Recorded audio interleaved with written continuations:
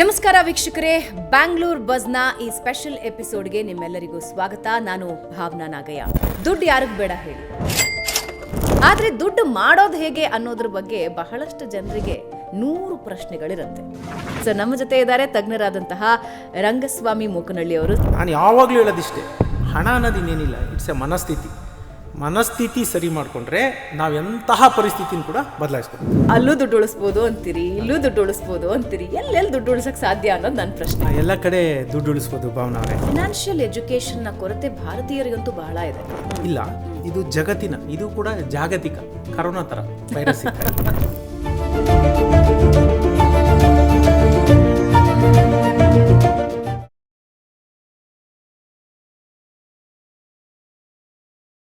ನಮಸ್ಕಾರ ವೀಕ್ಷಕರೇ, ಬ್ಯಾಂಗ್ಳೂರ್ ಬಜ್ನ ಈ ಸ್ಪೆಷಲ್ ಎಪಿಸೋಡ್ಗೆ ನಿಮ್ಮೆಲ್ಲರಿಗೂ ಸ್ವಾಗತ. ನಾನು ಭಾವನಾ ನಾಗಯ್ಯ.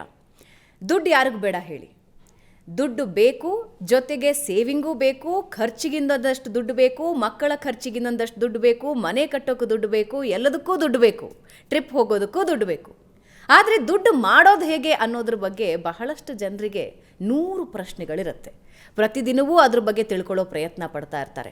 ನನಗೆ ಬರ್ತಾ ಇರೋ ಸಂಬಳ ಇಷ್ಟೇ, ಇದರಲ್ಲಿ ನಾನು ಎಷ್ಟು ಉಳಿತಾಯ ಮಾಡಬೇಕು, ಎಷ್ಟು ಖರ್ಚು ಮಾಡಬೇಕು, ಎಷ್ಟು ಉಡಾಯಿಸಬೇಕು, ಈ ಎಲ್ಲ ಪ್ರಶ್ನೆಗಳು ಎಲ್ಲರನ್ನೂ ಕಾಡ್ತಾ ಇರುತ್ತೆ. ಅಂಥದ್ದೇ ಒಂದಷ್ಟು ಪ್ರಶ್ನೆ ತಗೊಂಡು ಇವತ್ತು ನಾನು ನಿಮ್ಮ ಮುಂದೆ ಬಂದಿದ್ದೀನಿ. ನನ್ನ ಜೊತೆಗೆ ಒಬ್ಬ ಸ್ಪೆಷಲ್ ಅತಿಥಿ ಇದ್ದಾರೆ. ಅವರು ಹಣಹಣಿ ಅಂತ ಹೇಳ್ತಾ ಇರ್ತಾರೆ ಆಗಾಗ. ಜೊತೆಗೆ ನೀವು ಹೋಗಿ ಕೂತ್ರಿ ಅಂದರೆ ಎಲ್ಲೆಲ್ಲಿಂದ ದುಡ್ಡು ಮಾಡಬಹುದು, ಎಲ್ಲೆಲ್ಲಿಂದ ದುಡ್ಡು ಸೇವ್ ಮಾಡಬಹುದು ಅನ್ನೋದರ ಕಂಪ್ಲೀಟ್ ಪಿಕ್ಚರನ್ನು ನಿಮ್ಮ ಮುಂದೆ ತೆರೆದಿಟ್ಟು ಬಿಡ್ತಾರೆ. ಸೊ ನಮ್ಮ ಜೊತೆ ಇದ್ದಾರೆ ತಜ್ಞರಾದಂತಹ ರಂಗಸ್ವಾಮಿ ಮೂಕನಹಳ್ಳಿ ಅವರು. ಸರ್ ನಮಸ್ಕಾರ, ಕಾರ್ಯಕ್ರಮಕ್ಕೆ ಸ್ವಾಗತ. ನಮಸ್ಕಾರ. ಹೇಗಿದ್ದೀರಿ ಸರ್? ನಾನು fantastic, always I say the same thing. ಅದ್ಭುತವಾಗಿದ್ದೀನಿ. ನಂಗೆ ನೀವು ನೋಡಿದ್ರೆ ಜಲಸ್ ಆಗುತ್ತಪ್ಪ. ನೀವು 39ನೇ ವರ್ಷಕ್ಕೆ ರಿಟೈರ್ಮೆಂಟು ಅಂತೀರಿ, ಅಲ್ಲೂ ದುಡ್ಡು ಉಳಿಸ್ಬೋದು ಅಂತೀರಿ, ಇಲ್ಲೂ ದುಡ್ಡು ಉಳಿಸ್ಬೋದು ಅಂತೀರಿ, ಎಲ್ಲೆಲ್ಲಿ ದುಡ್ಡು ಉಳಿಸೋಕ್ಕೆ ಸಾಧ್ಯ ಅನ್ನೋದು ನನ್ನ ಪ್ರಶ್ನೆ. ಎಲ್ಲ ಕಡೆ ದುಡ್ಡು ಉಳಿಸ್ಬೋದು ಭಾವನಾ ಅವರೇ. ಈಗ ನಮ್ಗೆ ಹಾಡು ಕೇಳಿಸ್ತಾ ಇಲ್ಲ, ಯಾಕಂದರೆ ನಾವು ಒಂದು ಟ್ರಾನ್ಸಿಟರ್ ಇಟ್ಟಿಲ್ಲ, ಒಂದು ರೇಡಿಯೋ ಇಟ್ಟಿಲ್ಲ, ಮತ್ತು ಅದನ್ನು ನಾವು ಸರಿಯಾಗಿ ಟ್ಯೂನ್ ಮಾಡಿಲ್ಲ, ಅದಕ್ಕೆ ನಮ್ಗೆ ಹಾಡು ಕೇಳಿಸ್ತಾ ಇಲ್ಲ. ಬಟ್ ತರಂಗಾಂತರ ಇಲ್ಲೇ ಇದೆ ಅಲ್ವಾ? ಹೌದು. ನಾವು ಟ್ಯೂನ್ ಮಾಡಿಲ್ಲ ಅಷ್ಟೇ. ಹಣ ಎಲ್ಲ ಕಡೆ ಇದೆ, ನಾವು ತೊಗೊಂಡಿಲ್ಲ ಅಷ್ಟೇ. ಸಮುದ್ರ, ಹಣ ಅನ್ನೋದು ಸಮುದ್ರದಲ್ಲೇ ನೀರಿದೆ. ನಾವು ಬಿಂದಿಗೆ ತೊಗೊಂಡು ಹೋಗ್ತೀವೋ, ಟ್ಯಾಂಕರ್ ತೊಗೊಂಡು ಹೋಗ್ತೀವೋ, ಇಲ್ಲ ಬೊಕ್ಸೆಲ್ ತೊಗೊಂಡು ಬರ್ತೀವೋ, ಅದು ನಮಗೆ ಬಿಟ್ಟಿದ್ದು. ಹೇಗೆ ತರಂಗಾಂತರಗಳು ಇಲ್ಲೇ ಇದ್ದರೂ ನಮ್ಗೆ ಹಾಡು ಯಾಕೆ ಕೇಳಿಸ್ತಾ ಇಲ್ಲ ಅಂದರೆ ನಾವು ಅದನ್ನು ಕರೆಕ್ಟಾಗಿ ಟ್ಯೂನ್ ಮಾಡಿಲ್ಲ ಅಷ್ಟೇ. ನಾನು ಯಾವಾಗಲೂ ಹೇಳೋದಿಷ್ಟೇ, ಹಣ ಅನ್ನೋದು ಇನ್ನೇನಿಲ್ಲ, ಇಟ್ಸ್ ಎ ಮನಸ್ಥಿತಿ ಸರಿ ಮಾಡಿಕೊಂಡ್ರೆ ನಾವು ಎಂತಹ ಪರಿಸ್ಥಿತಿನ ಕೂಡ ಬದಲಾಯಿಸ್ಕೋಬೋದು. ನಾನು ಈ ಎಪಿಸೋಡ್ ಮಾಡೋ ಮುಖ್ಯ ಉದ್ದೇಶನೇ ಈ ಫಿನಾನ್ಷಿಯಲ್ ಎಜುಕೇಷನ್ನ ಕೊರತೆ ಭಾರತೀಯರಿಗಂತೂ ಬಹಳ ಇದೆ. ನಾವು ಎಕನಾಮಿಕ್ಸ್ ಓದಿದ್ದೀವಿ ಸರ್, ಅಂದರೆ ಅರ್ಥಶಾಸ್ತ್ರ ಓದಿದ್ದೀವಿ, ಆದರೆ ಆರ್ಥಿಕ ಶಿಕ್ಷಣ ಸಿಕ್ಕಿಲ್ಲ ನಮಗೆ. ಅಂದರೆ ಅರ್ಥವನ್ನ ಯಾವ ರೀತಿ ಬಳಸ್ಕೋಬೇಕು, ಅರ್ಥ ಅಂದರೆ ಹಣನ ಯಾವ ರೀತಿ ಬೆಳೆಸಬೇಕು, ಉಳಿಸ್ಬೇಕು, ಇದರ ನಾಲೆಡ್ಜ್ ಬಹಳ ಕಮ್ಮಿ ಇರುತ್ತೆ. ನನ್ನ ಸುತ್ತ ಇರೋ ಕೆಲವು ಫ್ರೆಂಡ್ಸನ್ನ, ಅವರ ಫ್ಯಾಮಿಲೀಸನ್ನ ನಾನು ನೋಡ್ತಾ ಇರ್ತೀನಿ. ಅವರ ಫ್ಯಾಮಿಲಿಯಲ್ಲಿ ಉಳಿಕೆ ಅನ್ನೋದು ತುಂಬಾ ಹುಟ್ಟದಾಗಿಂದನೇ ಕಲಿಸಿರ್ತಾರೆ. ಅವ್ರು ವ್ಯಾಪಾರಸ್ಥರಾಗಿರಬಹುದು, ಇನ್ನೊಂದು ವರ್ಗದಿಂದ ಆಗಿರಬಹುದು, ಅಥವಾ ಆ ಮನೆಯ ಒಬ್ಬ ತಾಯಿ ತನ್ನ ಮಕ್ಕಳಿಗೆ ಉಳಿತಾಯ ಹೇಗೆ ಅನ್ನೋದನ್ನ ಹೇಳ್ಕೊಡ್ತಾ ಇರ್ತಾರೆ. ಆದ್ರೆ ಬಹಳಷ್ಟು ಜನರಿಗೆ ನಮಗೆ ಉಳಿತಾಯ ಅನ್ನೋದೇ ಗೊತ್ತಿರಲ್ಲ. ಹೆಂಗೆ ಉಳಿತಾಯ ಮಾಡಬೇಕು, ಅದನ್ನು ಎಲ್ಲಿ ಇನ್ವೆಸ್ಟ್ ಮಾಡಬೇಕು. ಕೆಲವರು ಚಿನ್ನದಲ್ಲಿ ಇನ್ವೆಸ್ಟ್ ಮಾಡಿ ಒಂದಷ್ಟು ಮಾಡ್ಕೊಂಡಿದ್ದಾರೆ, ಕೆಲವರು ಲ್ಯಾಂಡ್ ಮೇಲೆ ಇನ್ವೆಸ್ಟ್ ಮಾಡಿ ಒಂದಷ್ಟು ಆಸ್ತಿ ಮಾಡ್ಕೊಂಡಿದ್ದಾರೆ. ಆದರೆ ಇನ್ನು ಕೆಲವರಿಗೆ ಹೇಳೋದಾದ್ರೆ ನಾವು ತುಂಬಾ ದುಡಿದ್ವಿ ಆದ್ರೆ ಏನು ಉಳಿಸ್ಕೊಳಕ್ಕಾಗಿಲ್ಲ ಅಂತ ಹೇಳ್ತಾರೆ. ಈ ಆರ್ಥಿಕ ಶಿಕ್ಷಣ ಅನ್ನೋದು ನನ್ನ ಪ್ರಕಾರ ಮಕ್ಕಳು ತುಂಬಾ ಚಿಕ್ಕವರು ಇರೋವಾಗಲೇ ಅವರಿಗೆ ಉಳಿತಾಯ, ಗಳಿಕೆ ಮತ್ತು ಬೆಳಕೆ ಇದ್ರ ಬಗ್ಗೆ ತಿಳಿಸ್ತಾ ಇರಬೇಕಾಗುತ್ತೆ. But which is not happening. ಹೌದು, ಅದರ ಕೊರತೆ ತುಂಬಾ ಇದೆ, ಖಂಡಿತ ಕೊರತೆ ಇದೆ. ಇನ್ನೊಂದು ನಮ್ಮಲ್ಲಿ ಒಂದು ಮಿಸ್ಕನ್ಸೆಪ್ಷನ್ ಇದೆ, ಅದನ್ನು ಹೇಳಿ ನಾನು ಸಬ್ಜೆಕ್ಟಿಗೆ ಬರ್ತೀನಿ. ಏನಪ್ಪ ಅಂತಂದರೆ, ಈ ಹಣಕಾಸಿನ ಒಂದು ಏನಿದೆ ಅರಿವಿದೆಯಲ್ಲ, ಅದ್ರ ಕೊರತೆ ಭಾರತದಲ್ಲಿ ಮಾತ್ರ ಅಂತ ಇಲ್ಲ, ಇದು ಜಗತ್ತಿನ, ಇದು ಕೂಡ ಜಾಗತಿಕ ಕರೋನಾ ಥರ ವೈರಸ್ ಇದ್ದ ಇದು ಜಾಗತಿಕ ಮಟ್ಟದ್ದು. ನಿಮ್ಗೆ ಆಶ್ಚರ್ಯ ಅನಿಸ್ಬೋದು ಭಾವನಾ ಅವರೇ, ಸಿಂಗಲ್ ಡಿಜಿಟಲ್ ಇದೆ ಜಗತ್ತಿನಲ್ಲಿ. ಆರ್ಥಿಕ ಶಿಕ್ಷಣ ಅಂದರೆ ಫೈನಾನ್ಷಿಯಲ್ ಲಿಟ್ರಸಿ ಹೊಂದಿರುವಂಥ ಜನರ ಸಂಖ್ಯೆ ಸಿಂಗಲ್ ಡಿಜಿಟಲ್ ಇದೆ. 3 ರಿಂದ 4, ಸಿಂಗಲ್ ಡಿಜಿಟ್ ಅಂದರೆ 9 ಆಗುತ್ತೆ. Don't go there. 3 ರಿಂದ 4% 5 ಒಳಗಡೆ ಇದೆ ಅಂತೀರಿ ಅಷ್ಟೇ. 3 ರಿಂದ 4 ಇದೂ ಮುಟ್ಟಲ್ಲ, ಅಷ್ಟೇ ಇರೋದು ಶಿಕ್ಷಣ. ಅಮೆರಿಕ ದೇಶದಲ್ಲಿ ಏನು ಆರ್ಥಿಕತೆ ಅಥವಾ ಒಂದು ಫೈನಾನ್ಷಿಯಲ್ ಲಿಟ್ರಸಿ ಅಂದರೆ ಏನಂದರೆ, ಸಂಬಳ ಬಂತು, ಬ್ಯಾಂಕಲ್ಲಿ ಅಕೌಂಟ್ ತೆಗೆದೆ, ಅಲ್ಲಿ ಬಂದಿರುತ್ತೆ, ಖರ್ಚಾಯಿತು, ಒಂದಷ್ಟು ಉಳೀತು, ಇದಲ್ಲ. ಈ ಥರದ ಎಲ್ಲ ಜಗತ್ತಿನ ಜನ, ಎಲ್ಲ ಆಫ್ರಿಕಾದ ಯಾವುದೋ ಒಂದು ಖಂಡದಲ್ಲಿ ಒಂದಷ್ಟು ಜನನ ಬಿಟ್ಟರೆ ಜಗತ್ತಿನ 99% ಜನರು ಬದುಕಿದೇ ಆಗೋಗಿದೆ. ಆದರೆ ಅದು ಶಿಕ್ಷಣ ಅಲ್ಲ. ಅದನ್ನು ಹೇಗೆ ಹಣನ ಗಳಿಸೋದು ಹೇಗೆ, ಉಳಿಸೋದು ಹೇಗೆ, ಮತ್ತು ಅದನ್ನು ವೃದ್ಧಿಸೋದು ಹೇಗೆ ಅನ್ನೋದನ್ನು ತಿಳ್ಕೋಬೇಕು. ಅದು ನಿಜವಾದ ಶಿಕ್ಷಣ. ನಮ್ಮಲ್ಲಿ ಇನ್ನೊಂದು ಬೇಸಿಕ್ ಡಿಫ್ರೆನ್ಸ್ ಗೊತ್ತಿಲ್ಲ. ಉಳಿಕೆ, ಹೂಡಿಕೆ, ಇವೆರಡರ ಮಧ್ಯದ ಡಿಫ್ರೆನ್ಸೇ ಗೊತ್ತಿಲ್ಲ ಜನಕ್ಕೆ. ಉಳಿಕೆ ಅಂದರೆ ಸೇವಿಂಗು, ಹೂಡಿಕೆ ಅಂದರೆ ಇನ್ವೆಸ್ಟ್ಮೆಂಟು. ಈಗ ನೀವು ಪ್ರಶ್ನೆ ಕೇಳ್ತನೂ ಅದನ್ನ ಇಂಟರ್ಚೇಂಜಬಲಿ ಅಂದರೆ ಅದನ್ನು ಒಂದೇ ಪದ ಅನ್ನೋ ಥರ ಬಳಕೆ ಮಾಡಿದ್ರಿ. ನಿಮ್ಮ ತಪ್ಪಲ್ಲ ಅದು. ನಾನು ಯಾಕೆ ಹೇಳ್ತಿದ್ದೀನಿ ಅಂದರೆ ಸಾಮಾನ್ಯವಾಗಿ ನಾವು ರೂಢಿಗತವಾಗಿ ಏನು ಬಂದಿದೆ ಆ ರೀತಿ ಮಾತಾಡ್ತೀವಿ. Saving is entirely different than investment. Save ಅಂದರೆ ಉಳಿತಾಯ ಮಾಡೋದು. ಈ ಉಳಿತಾಯ ಮಾಡಿದ ಹಣನ ಎಲ್ಲಿ ಹಾಕೋದು ಅನ್ನೋದು ಅದು ಇನ್ವೆಸ್ಟ್ಮೆಂಟ್, ಹೂಡಿಕೆ ಅನ್ನಿಸ್ಕೊಳ್ಳುತ್ತೆ. ಕೇವಲ ಉಳಿತಾಯ ಮಾಡೋದ್ರಿಂದ ಯಾವ ಪ್ರಯೋಜನವೂ ಇಲ್ಲ.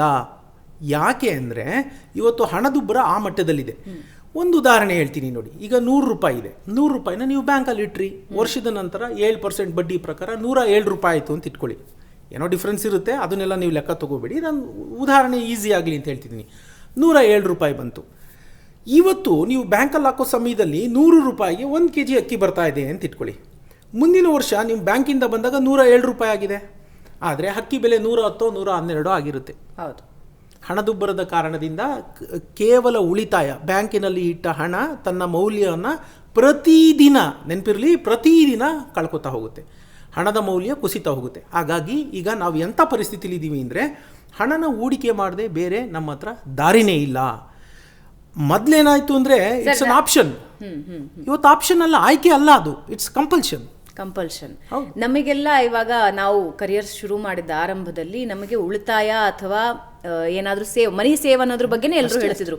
ಸೇವ್ ಯೋರ್ ಮನಿ ಕೂಡಿ, ಒಂದು FD ಇಲ್ಲ RD ಅಥವಾ ಪೋಸ್ಟ್ ಆಫೀಸ್ ನಲ್ಲಿ ಹೂಡಿಕೆ.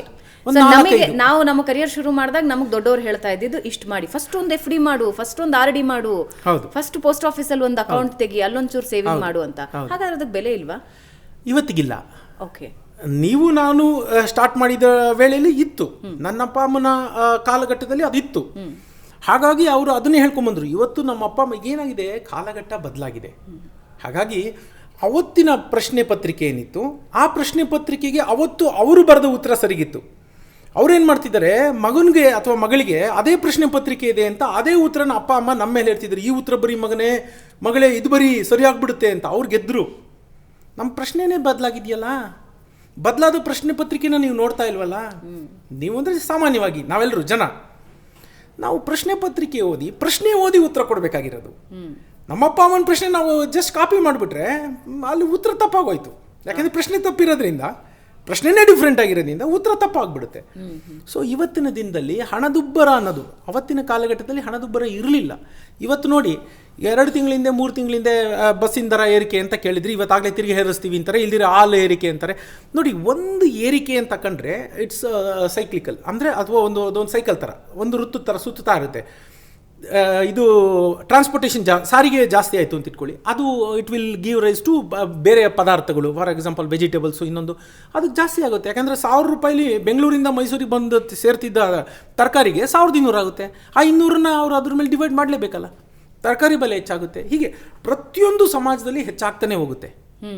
ನನ್ನ ಇವತ್ತಿನ ಮೊದಲ ಪ್ರಶ್ನೆ ಇರೋದೆ, ಅಂದರೆ ಮೂಲ ಪ್ರಶ್ನೆ ಇರೋದೆ, ಒಬ್ಬ ವ್ಯಕ್ತಿ ತನ್ನ ಕೆಲಸ ಶುರು ಮಾಡ್ತಾರೆ ಅಂದರೆ ಬೇಸಿಕ್ 10,000 ರೂಪಾಯಿ ಬರಬಹುದು. ಅದಕ್ಕಿಂತ ತುಂಬ ಕಡಿಮೆ ಸಂಬಳ ತಗೊಳ್ಳೋರು ಬಹಳಷ್ಟು ಜನ ಇದ್ದಾರೆ. ಬಟ್ ನಾನು 10,000ದಿಂದ ಶುರು ಮಾಡ್ತೀನಿ. ಒಬ್ಬ ವ್ಯಕ್ತಿ ತನ್ನ ಜೀವನದ ಮೊದಲ ಸಂಬಳ 10,000 ರೂಪಾಯಿ ಗಳಿಕೆ ಮಾಡೋದಕ್ಕೆ ಶುರು ಮಾಡಿದ್ದಾರೆ. ನಾನು ಇದರಲ್ಲಿ ಉಳಿಸ್ಬೇಕು, ಖರ್ಚು ನೋಡ್ಕೋಬೇಕು, ಇನ್ವೆಸ್ಟೂ ಮಾಡಬೇಕು. ಏನು ಆಪ್ಷನ್ಸ್ ಇದೆ ಇವತ್ತಿನ? ಖಂಡಿತ ಇದೆ. ಇದು ಅತ್ಯುತ್ತಮವಾದ ಪ್ರಶ್ನೆ. ಯಾಕಂದರೆ ಇದರಲ್ಲಿ ತುಂಬ ಜನ ಸೇರ್ಕೋತಾರೆ. ನೀವು ಹೇಳಿದ ಬ್ರಾಕೆಟಲ್ಲಿ ವಾಸ್ಟ್ ಮೆಜಾರಿಟಿ ನಮ್ಮಲ್ಲಿರೋ ಜನ ಅಲ್ಲಿ ಬಂದುಬಿಡ್ತಾರೆ. 1,00,000 2 ಲಕ್ಷ ಬರೋರಿಗೆ ನಾನು ಹೇಳೋದು 20% ಸೇವ್ ಮಾಡು, 30% ಸೇವ್ ಮಾಡು ಅಂತ ಹೇಳೋದು ಅವ್ರಿಗೂ ಕಿವಿಗೆ ಚೆನ್ನಾಗಿ ಕೇಳಿಸುತ್ತೆ, ಇಂಪಾಗಿ ಕೇಳಿಸುತ್ತೆ. ನಾನು ಹೇಳ್ಬೋದು, ಅವರು ಮಾಡ್ಬೋದು. ಈ ಕಡಿಮೆ ಬಂದಾಗ ಉಳಿಸೋದು ಹೇಗೆ ಅನ್ನೋದಿದೆಯಲ್ಲ, ನಾನು ಮೊದಲೇ ಹೇಳಿದೆ ನಿಮಗೆ. ಏನು ಹೇಳಿದೆ ಹೇಳಿ? ಮನಸ್ಥಿತಿನ ನಾವು ಬದಲಾಯಿಸ್ಕೊಂಬಿಟ್ರೆ ನಮ್ಮ ಪರಿಸ್ಥಿತಿ ಬದಲಾಗುತ್ತೆ. ಈ ಪದಗಳನ್ನ ನಾನು ಕೇವಲ ಪದಗಳಾಗಿ ಹೇಳ್ತಿಲ್ಲ, ನಾನು ನನ್ನ ಬದುಕಿನಲ್ಲಿ ಅನುಭವಿಸ್ಕೊಂಡು ಅಳವಡಿಸ್ಕೊಂಡು ಈ ಮಾತುಗಳನ್ನ ಆಡ್ತಾ ಇದ್ದೀನಿ. ನೋಡೋಣ ಬನ್ನಿ. ಈಗ ನೀವು ಹೇಳಿದ್ರಿ 10,000 ರೂಪಾಯಿ, 10,000 ರೂಪಾಯಿ ಸಂಬಳ ಬರ್ತಾ ಇದೆ ಅಂದರೆ ಅವನಿಗೆ 45 ಅಂತೂ ಆಗಿರಲ್ಲ ವಯಸ್ಸು, 22, 20, 21, 20 ವರ್ಷದ ಹುಡುಗ ಅಂತ ಅಥವಾ ಹುಡುಗಿ ಅಂತ ನಾವೊಂದು ಉದಾಹರಣೆ ತಗೊಳ್ಳೋಣ. 10,000 ಬಂದರೆ ಅವರಿಗೆ ನನ್ನ ಪ್ರಕಾರ ಇವತ್ತಿನ ದಿನದಲ್ಲಿ ಒಂದಷ್ಟು ಪ್ರತಿಶತ ಜನ ಇರ್ಬೋದು, ಅವ್ರಿಗೆ ಫ್ಯಾಮಿಲಿ ಬರ್ಡನ್ ಇರ್ಬೋದು, ಅವ್ರು ಕಾಂಟ್ರಿಬ್ಯೂಟ್ ಮಾಡಲೇಬೇಕು ಅಂತ ಇರ್ಬೋದು. ತುಂಬ ಜನಕ್ಕೆ ಇವತ್ತು ಆ ರೀತಿಯ ಭಗವಂತನ ದಯದಿಂದ ಹಣದ ಅರಿವು ಸಮಾಜದಲ್ಲಿ ಹೆಚ್ಚಾಗಿದೆ. ಅದನ್ನು ನಾವು ಅಕ್ಸೆಪ್ಟ್ ಮಾಡ್ಕೊಳ್ಳೋಣ. ರಸ್ತೆಯಲ್ಲಿ ನಿಂತಿರೋ ಕಾರುಗಳೇ ಸಾಕ್ಷಿ. ಅಲ್ಲ ಜನದ ಹತ್ರ ಎವ್ರಿಬಡಿ ಈಸ್ ಸ್ಪೆಂಡಿಂಗ್. ಯಾವಾಗ ಖರ್ಚು ಮಾಡೋಕ್ಕಾಗುತ್ತೆ? ಹಣ ಇದ್ದಾಗ. ಸೊ ಆದ್ರೂ ನಾವು ಲೆಕ್ಕ ತಗೊಳ್ಳೋಣ, 10,000ದಲ್ಲಿ ಒಂದು 50% ಜನಕ್ಕೆ ಅವ್ರಿಗೆ ಅದನ್ನು ಮನೆಗೆ ಖರ್ಚು ಮಾಡಬೇಕು, ಇಲ್ಲಿ ಅವ್ರ ಮೇಲೆ ಖರ್ಚು ಮಾಡ್ಕೊಳ್ಳೋಕ್ಕಾಗಲ್ಲ, ಉಳ್ಸೋಕ್ಕಾಗಲ್ಲ ಅಂತಲೇ ತೊಗೊಳ್ಳೋಣ. ಆದರೂ ನಾವು ಏನು ಮಾಡ್ಬೋದು ಅಂತ ನೋಡೋಣ ಬನ್ನಿ. ಇವತ್ತೇನಾಗಿದೆ, ಎಲ್ಲರ ಕೈಲೂ ಮೊಬೈಲ್ ಇದೆ. 200ರಿಂದ 300 ರೂಪಾಯಿ ನೀವು ಅದ್ರ ಮೇಲೆ ಹಾಕ್ತೀರಿ. ಏನು ಮಾತಾಡ್ತೀರಿ? ನೀವು ಆತ್ಮಸಾಕ್ಷಿಯಾಗಿ ನೀವು ಕೇಳ್ಕೊಳ್ಳಿ, ಏನು ಮಾತಾಡ್ತೀರಿ? ಮಗ ತಿಂಡಿ ಆಯ್ತಾ? ಎಲ್ಲಿದೆಯಾ ಮಗ? ಬರ್ತೀಯಾ? ಹೊಸ ಪಿಕ್ಚರ್ ಆಗೈತೆ. ಏನು ಮಾಡ್ತಾರೆ ಜನ? ನೀವು ಆತ್ಮ ಯಾವತ್ತೂ ಅಷ್ಟೇ ನಮ್ಮನ್ನು ನಾವು ಅನಲೈಸ್ ಮಾಡ್ಕೋಬೇಕು. ಕೇಳಲ್ಲ. 300 ರೂಪಾಯಿ ಎಂಥವ್ರು ಕೂಡ ಇವತ್ತು 300 ರೂಪಾಯಿ ಫೋನ್ ಮೇಲೆ ಖರ್ಚು ಮಾಡ್ತಾರೆ. ಆಯಿತಾ? ಹುಡುಗಿ ಆದರೆ ಬೇರೆ, ಹುಡುಗ ಆದರೆ ಸಿಗರೇಟು, ಬೀಡಿ, ಗುಟ್ಕಾ. ನೀವು ನೋಡ್ತಾ ಹೋಗಿ ಸಾವಿರ ರೂಪಾಯಿ ಖಂಡಿತ ಅವರು ಅದ್ರ ಮೇಲೆ ಖರ್ಚು ಮಾಡ್ತಿರ್ತಾರೆ. ಇವಾಗ ನೀವು ಕೇಳ್ಬೋದು, ಅದೇನು ಮಾಡದೇ ಇದ್ದರೆ ನಾನು ಸಂತನ ಜೀವನ ಮಾಡೋಕ್ಕೆ ಇವತ್ತಂತೂ ಹೆಂಗಾಗ್ಬಿಟ್ಟಿದೆ ಅಂದರೆ 8 ವರ್ಷದ ಮಗು ಹೃದಯಾಘಾತದಿಂದ ಸಾವು, ಇದೆಲ್ಲ ನೋಡಿ ಲೈಫ್ ಈಸ್ ಶಾರ್ಟ್, ಕೂಲ್ ಮಗ, ಎಂಜಾಯ್. ಈ ಪದಗಳು ಹೆಚ್ಚಿನ ಅರ್ಥ ಪಡ್ಕೋತಾ ಇದೆ. ಹೌದು, ಎಂಜಾಯ್. ಯಾರೋ ಒಬ್ಬರು ಸಾಯ್ಬೋದು, ನೀವು ಸಾಯ್ತೀರಾ ಅನ್ನೋದಕ್ಕೆ ಏನು ಗ್ಯಾರಂಟಿ? ನಿಮಗೆ 70 ಇರ್ಬೋದು, 80 ಇರ್ಬೋದು ವಯಸ್ಸು. ನೀವು ಬದುಕುಳ್ಕೊಂಡ್ರೆ ನಿಮ್ಮ ಬದುಕು ಎಷ್ಟು ದಾರುಣ ಆಗುತ್ತೆ ಮುಂದಿನ 20 ವರ್ಷದಲ್ಲಿ, ಅದರ ಊಹೆ ನಿಮಗಿದೆಯಾ? ಅದನ್ನು ಊಹೆ ಮಾಡಿಕೊಂಡು ನಾಳೆಗೆ ಅಂತ ನಾವು ಇವತ್ತನ್ನ ಕಡೆಗಣಿಸಿ ಬದುಕು ಅಂತ ನಾನು ಹೇಳ್ತಿಲ್ಲ. ನಾಳೆಗೆ ಅಂತ ಒಂದಷ್ಟು ಎತ್ತಿ ಇಡಲೇಬೇಕು. 1000 ರೂಪಾಯಿ ಉಳಿತಾಯ ಮಾಡೋಕ್ಕಾಗಲ್ಲ ಅನ್ನೋಂಥದ್ದು ಇಲ್ಲವೇ ಇಲ್ಲ. ನಾವು ಅನವಶ್ಯಕವಾಗಿ ಎಲ್ಲೆಲ್ಲೋ ಮಾಡ್ತೀವಲ್ಲ ಖರ್ಚು, ಆ ಖರ್ಚುಗಳನ್ನು ಉಳಿಸಿದ್ರು 1000 ರೂಪಾಯಿ ನಾವು ಇವತ್ತು ಉಳಿಸಬಹುದು. 20 ವರ್ಷ ಯುವಕರು ಯುವತಿಯರ ಬಗ್ಗೆ ನೀವು ಹೇಳ್ತಾ ಇದ್ರಿ. ಇವತ್ತಿಗೂ 10ರಿಂದ 12,000 ರೂಪಾಯಿ ತಗೊಳ್ತಾ ಇರೋ ಮಧ್ಯಮ ಏಜಿನ ವ್ಯಕ್ತಿಗಳನ್ನು ನಾನು ನೋಡ್ತಾ ಇದ್ದೀನಿ. ಮಹಿಳೆಯರು ಇದ್ದಾರೆ, ಅದರಲ್ಲಿ ಪುರುಷರು ಇದ್ದಾರೆ. ಅವರಿಗೆ ಮನೆ ಜವಾಬ್ದಾರಿನೂ ಇರುತ್ತೆ. ಒಂದು 3,500 ರೂಪಾಯಿ ಬಾಡಿಗೆ ಕಟ್ತಾರೆ, ಇನ್ನೊಂದು 3,500 ರೂಪಾಯಿ ರೇಷನ್ಗೆ ಇಟ್ಕೊಂಡಿರ್ತಾರೆ, ಇನ್ನೊಂದು 2-3 ರೂಪಾಯಿ ಬೇರೆ ಏನೋ ಖರ್ಚಿಗೆ ಇಟ್ಕೊಂಡಿರ್ತಾರೆ. ಅದರಲ್ಲೂ ಮಕ್ಕಳ ಎಜುಕೇಶನ್ ಇರುತ್ತೆ. ಈಗ ಒಬ್ಬ ಸಾಮಾನ್ಯ ವ್ಯಕ್ತಿ, ಮಹಿಳೆ ಆಗಲಿ ಪುರುಷ ಆಗಲಿ, ಅವ್ರಿಗೆ ಹೇಳ್ತಾರೆ, ನನಗೆ ಅಬ್ಬಬ್ಬ ಅಂದರೆ 1,000 ರೂಪಾಯಿ, 500ರಿಂದ 1,000 ರೂಪಾಯಿ ಉಳಿಸೋಬಹುದು. ಇನ್ನೇನೋ ಚೀಟಿ ಕಟ್ತಾ ಇದ್ದೀನಿ, ಇನ್ನೇನೋ EMI ಕಟ್ತಾ ಇದ್ದೀನಿ, ಎಲ್ಲ ಕಳೆದು ಒಂದು 500ರಿಂದ 1,000 ರೂಪಾಯಿ ನಾನು ಉಳಿತಾಯ ಮಾಡಬಹುದು ಅನ್ನೋದಾದರೆ ನಾನು ಏನು ಮಾಡಬೇಕು? ಇವತ್ತು ಮ್ಯೂಚುವಲ್ ಫಂಡ್ಸ್ ಅಂತ ಒಂದು ಇದಿದೆ, ಅದ್ಭುತವಾದ್ದು. ನಾವು ತಿರ್ಗಾ 500-1,000 ರೂಪಾಯಿ ಉಳಿಸ್ತೀವಲ್ಲ, ಅದು ಸಾಕು, ಅಷ್ಟೇ ಸಾಕು. ಅದು 20 ವರ್ಷ 30 ವರ್ಷ ಬಿಟ್ಟರೆ ಕೋಟಿ ಆಗಿಬಿಟ್ಟಿರುತ್ತೆ. ನಿಮ್ಗೆ ಆಶ್ಚರ್ಯ ಅನಿಸುತ್ತೆ. That is the power of compounding. ಚಕ್ರಬಡ್ಡಿಯ ರಹಸ್ಯ ಏನಿದೆ, ನಾವು ಸಾಲ ಮಾಡಿ ಮಾತ್ರ ಚಕ್ರಬಡ್ಡಿ, ಬಡ್ಡಿ ಮೇಲೆ ಬಡ್ಡಿನ ಚಕ್ರಬಡ್ಡಿ ಅಂತಾರೆ. ಅದು ಕಟ್ಟಿ ಇವತ್ತು ನೀವು ರೈತರ ಸಾಲ, ಇವರು ಆತ್ಮಹತ್ಯೆ ಅಂತ ನೋಡ್ಬೋದು. ಇವತ್ತಿನ ದಿನದಲ್ಲಿ ಹೆಚ್ಚಿಗೆ ಬಜ್ ಇರೋದೇನು ಗೊತ್ತಾ? ಮೈಕ್ರೋ ಫೈನಾನ್ಸ್ ಕಂಪನಿಗಳು ಒತ್ತಾಯ ಮಾಡಿ ಅವರಿಂದ ಹಣ ವಸೂಲಿ ಮಾಡ್ತಾ ಇದೆ. ಹಾಗಾಗಿ ಇಷ್ಟು ಜನ ಸತ್ರು, ಕಾಣೆ ಆದರು, ನಾಪತ್ತೆ ಆದರು, ಈ ಥರ ವಿಷಯಗಳು ಪುಸ್ತಕದಲ್ಲಿ ಬರ್ತಾ ಇದೆ, ಪೇಪರ್ಗಳಲ್ಲಿ ಬರ್ತಾ ಇದೆ. ಏನಕ್ಕೆ ಇದು ಕಾರಣ ಆಗುತ್ತೆ ಅಂದರೆ, ಅದು ಬಡ್ಡಿ ಮೇಲೆ ಬಡ್ಡಿ ಹಾಕ್ತಾ ಹೋಗ್ತಾರಲ್ಲ, ಹಾಗಾಗಿ ಮೈಕ್ರೋ ಫೈನಾನ್ಸ್ ಇನ್ನೊಂದು ಮತ್ತೊಂದು. ಹಾಗಾಗಿ ಅವ್ರಿಗೆ ಅಸಲು 1,00,000 ಇದ್ದರೆ ಬಡ್ಡಿ 2,00,000 ಆಗಿಬಿಡುತ್ತೆ, ತಡ್ಕೊಳಕ್ಕಾಗ್ತದೆ. ಇದೇ ಎಫೆಕ್ಟ್ನ ನೀವು ಉಳಿತಾಯಕ್ಕೆ ಮಾಡಿ. ಉಳಿತಾಯ ನೀವು ಹೂಡಿಕೆ ಮಾಡಿರ್ತೀರ, ಉಳಿಸಿದ್ದ ಹಣನ ಹೂಡಿಕೆ ಮಾಡಿರ್ತೀರ ಮ್ಯೂಚುವಲ್ ಫಂಡಲ್ಲಿ. ಆ್ಯಸ್ ಲೋ ಆ್ಯಸ್ 1,000 ರೂಪೀಸ್ ನೀವು ಹಾಕ್ಕೊಂಡೋದ್ರೆ 30 ವರ್ಷದಲ್ಲಿ ಅದು 1.5ರಿಂದ 2 ಕೋಟಿ ರೂಪಾಯಿ ಈಸಿಗಾಗಿರುತ್ತೆ. ನೀವು ಎಲ್ಲಿ ಉಳಿಸಿದ್ರು ಅಷ್ಟು ಬರಲ್ಲ, ಎಲ್ಲೂ ಬರೋಕ್ಕೆ ಸಾಧ್ಯನೇ ಇಲ್ಲ. ನಾನು ಯಾವಾಗಲೂ ಅದೇ ಹೇಳ್ತೀನಿ, ನಮಗೆ ಅರಿವಿನ ಕೊರತೆ ಇದೆ, ಯಾರು ಹೇಳಲ್ಲ, ಬಂದು ಬಾಯ್ಬಿಟ್ಟು ಹೇಳಲ್ಲ. ಅದನ್ನು ನೀವು ಆಮೇಲೆ ತಪ್ಸಂಗಿಲ್ಲ. ಇದು ನಾನು ಅದೇ ಹೇಳ್ತೀನಿ, ಕಂಟಿನ್ಯೂಟಿ ಈಸ್ ದ ಕೀ. ನಾನು ಹೊಸದ್ರಲ್ಲಿ ಎತ್ತೆತ್ತೋಗದ ಅನ್ನಂಗೆ 4 ದಿನ ಮಾಡಿ ಬಿಡುವಂಥದ್ದಲ್ಲ ಮೇಡಮ್. ಇದು ನಿಮ್ಮ ಜೀವನ ಶೈಲಿ ಆಗಬೇಕು. ಇದಕ್ಕೊಂದು ಸರಳ ಮಂತ್ರ ಇದೆ ನನ್ನ ಹತ್ರ. ನಿಮ್ಮ ಸಂಬಳ, ಜನ ಏನು ಮಾಡ್ತಾರೆ, ಮೈನಸ್ ಖರ್ಚು = ಉಳಿತಾಯ ಅಂತ ಮಾಡ್ಕೋತಾರೆ. ಅದು ತಪ್ಪು ಫಾರ್ಮುಲಾ. ನಮ್ಮ ಅಪ್ಪ ಅಮ್ಮ ಹೇಳ್ಕೊಟ್ಟಿದ್ದು. ಹೌದು. ನಾನು ಹೇಳೋದು, ಸಂಬಳ ಮೈನಸ್ ಉಳಿತಾಯ. ಎಷ್ಟೆತ್ತಿಡಬೇಕು? 1,000, 11,000 ಇದೆ ನನಗೆ, 12,000 ಸಂಬಳ, 1,000 ಮೈನಸ್ 11,000 ನನ್ನ ಸಂಬಳ. ನಿಮ್ಮ ಮನಸ್ಸಿಗೆ ನೀವು ಅದು, you have to train your brain to accept that ನನ್ನ ಸಂಬಳ 11,000 ಅಂತ. ನಾನು ಯಾವಾಗಲೂ ಹೇಳ್ತೀನಿ, ಮನಸ್ಥಿತಿ. ನಿಮ್ಗೆ 13ಕ್ಕೆ ಬಂದರೆ ನೀವು ಅವಾಗಲೂ ಉಳ್ಸೋಕ್ಕಾಗಲ್ಲ. ನಾನು ಹೇಳ್ತೀನಿ ಕೇಳಿ, ಇಟ್ಸ್ ಅನ್ ಹ್ಯಾಬಿಟ್, ಇದು ಅಭ್ಯಾಸ. ನೀವು 50 ಬಂದರೂ ಉಳ್ಸೋಕ್ಕಾಗಲ್ಲ. ಸರ್, 1.5 ಲಕ್ಷ ಬರೋರು ನನ್ನ ಕೈಲಿ ಉಳ್ಸೋಕ್ಕಾಗಲ್ಲ ಅನ್ನೋಂಥವ್ರು ನನ್ನ ಹತ್ರ ಬಹಳ ಜನ ಕ್ಲೈಂಟ್ ಇದ್ದಾರೆ. ಸರ್, ಅದರಲ್ಲಿ ಸಮಸ್ಯೆ ಏನಾಗುತ್ತೆ ಅಂತ ಹೇಳಿದ್ರೆ, ಈ ನಾನು ತಂದೆ ತಾಯಿಗಳ ವರ್ಷನಲ್ಲಿ ಮಾತಾಡ್ತೀನಿ, ಪುಟ್ಟ ಮಕ್ಕಳಿಂದ ಹಿಡಿದು ದೊಡ್ಡ ಮಕ್ಕಳವರೆಗೆ. ಈ ತಂದೆ ತಾಯಿಗೆ ಏನಾಗುತ್ತೆ ಅಂತ ಹೇಳಿದ್ರೆ, 500 ರೂಪಾಯಿ ಎಲ್ಲೋ ಎಕ್ಸ್ಟ್ರಾ ಬಂತು ಅಂದರೆ ಮಕ್ಕಳಿಗೊಂದು ಬಟ್ಟೆ ಕೊಡಿಸ್ಬೇಕು ಅಂತ ಅನ್ಸುತ್ತೆ. ಇಲ್ಲ ಅವತ್ತು ಮನೇಲಿ ಏನೋ ಸ್ಪೆಷಲ್ ಅಡಿಗೆ ಮಾಡಿಸಿ ಆ 500 ರೂಪಾಯಿ 1000 ರೂಪಾಯಿ ಏನು ಎಕ್ಸ್ಟ್ರಾ ಬಂದಿದ್ಯೋ ಅವರಿಗೆ ಸ್ಪೆಂಡ್ ಮಾಡಬೇಡ ಅನ್ಸುತ್ತೆ. ಗಂಡನಿಗೆ ಅನ್ಸುತ್ತೆ ಹೆಂಡತಿಗೆ ಒಂದು ಹೊಸ ಸೀರೆ ಕೊಡಿಸ್ಬೇಕು ಅಂತ, ಹೆಂಡತಿಗೆ ಅನ್ಸುತ್ತೆ ಒಂದು ಸಣ್ಣ ವಾಚ್ ಕೊಡಿಸ್ಬೇಕು ಅಂತ. ಈ ಸರ್ಕಲ್ ಇಂದ ಆಚೆ ಬರೋದು ಬಹಳ ಕಷ್ಟ. ಅದಕ್ಕೆ ಹೇಳಿದ್ದು, ಅದೇ ಮನಸ್ಥಿತಿಲಿ ನಾವು ಇರೋದು. ಅದಕ್ಕೆ ಮನಸ್ಥಿತಿ ಬದಲಾದ್ರೆ ಪರಿಸ್ಥಿತಿ ಬದಲಾಗುತ್ತೆ ಅನ್ನೋದು. ಯಾಕಂದ್ರೆ ಒಂದು ಅರ್ಥ ಮಾಡ್ಕೊಳ್ಳಿ, ನಿಮಗೆ ನೀವೇ ದಾರಿದೀಪ. ಜಗತ್ತಿನ ಯಾರೂ ನಿಮಗೆ ಸಹಾಯಕ್ಕೆ ಬರೋದಿಲ್ಲ. ನೀವಿರುವ ಇವತ್ತಿನ ಪರಿಸ್ಥಿತಿ ನಿಮ್ಗೆ ಇಷ್ಟ ಇಲ್ಲ ಅಂದರೆ ಆ ಪರಿಸ್ಥಿತಿಯಿಂದ ಹೊರಗೆ ಬಂದು ಉನ್ನತಿ ಕಡೆಗೆ ಹೋಗೋದು ನೀವು ನಿಮ್ಮಿಂದ ಮಾತ್ರ ಸಾಧ್ಯ. ಬೇರೆ ಎಲ್ಲರೂ ಬಾಯಲ್ಲಿ 1000 ಹೇಳ್ಬೋದು, ಅದನ್ನು ಅಪ್ಲೈ ಮಾಡಬೇಕಾದವರು, ಜಾರಿಗೊಳಿಸ್ಬೇಕಾದವರು ನೀವೇ. ಬೇಕು. ಶಿಸ್ತು ತುಂಬ ಇಂಪಾರ್ಟೆಂಟು. ಶಿಸ್ತು ಅಂದರೆ ಬೆಳಿಗ್ಗೆ 5ಕ್ಕೆ ಎದ್ಬಿಟ್ಟು ವಾಕ್ ಹೋಗ್ಬಿಡೋದು ಒಂದೇ ಅಲ್ಲ, ಆರ್ಥಿಕ ಶಿಸ್ತು ಬೇಕು. ನಾನು ಅದನ್ನೇ ಹೇಳಕ್ಕೆ ಹೋಗ್ತೀನಿ. ನಾವು ಮಹಾರಾಜನ ಮನೇಲಿ ಹುಟ್ಟಿಲ್ಲ, ನಾವು ಚಿನ್ನದ ಚಮಚ ಇಟ್ಕೊಂಡು ಹುಟ್ಟಿಲ್ಲ.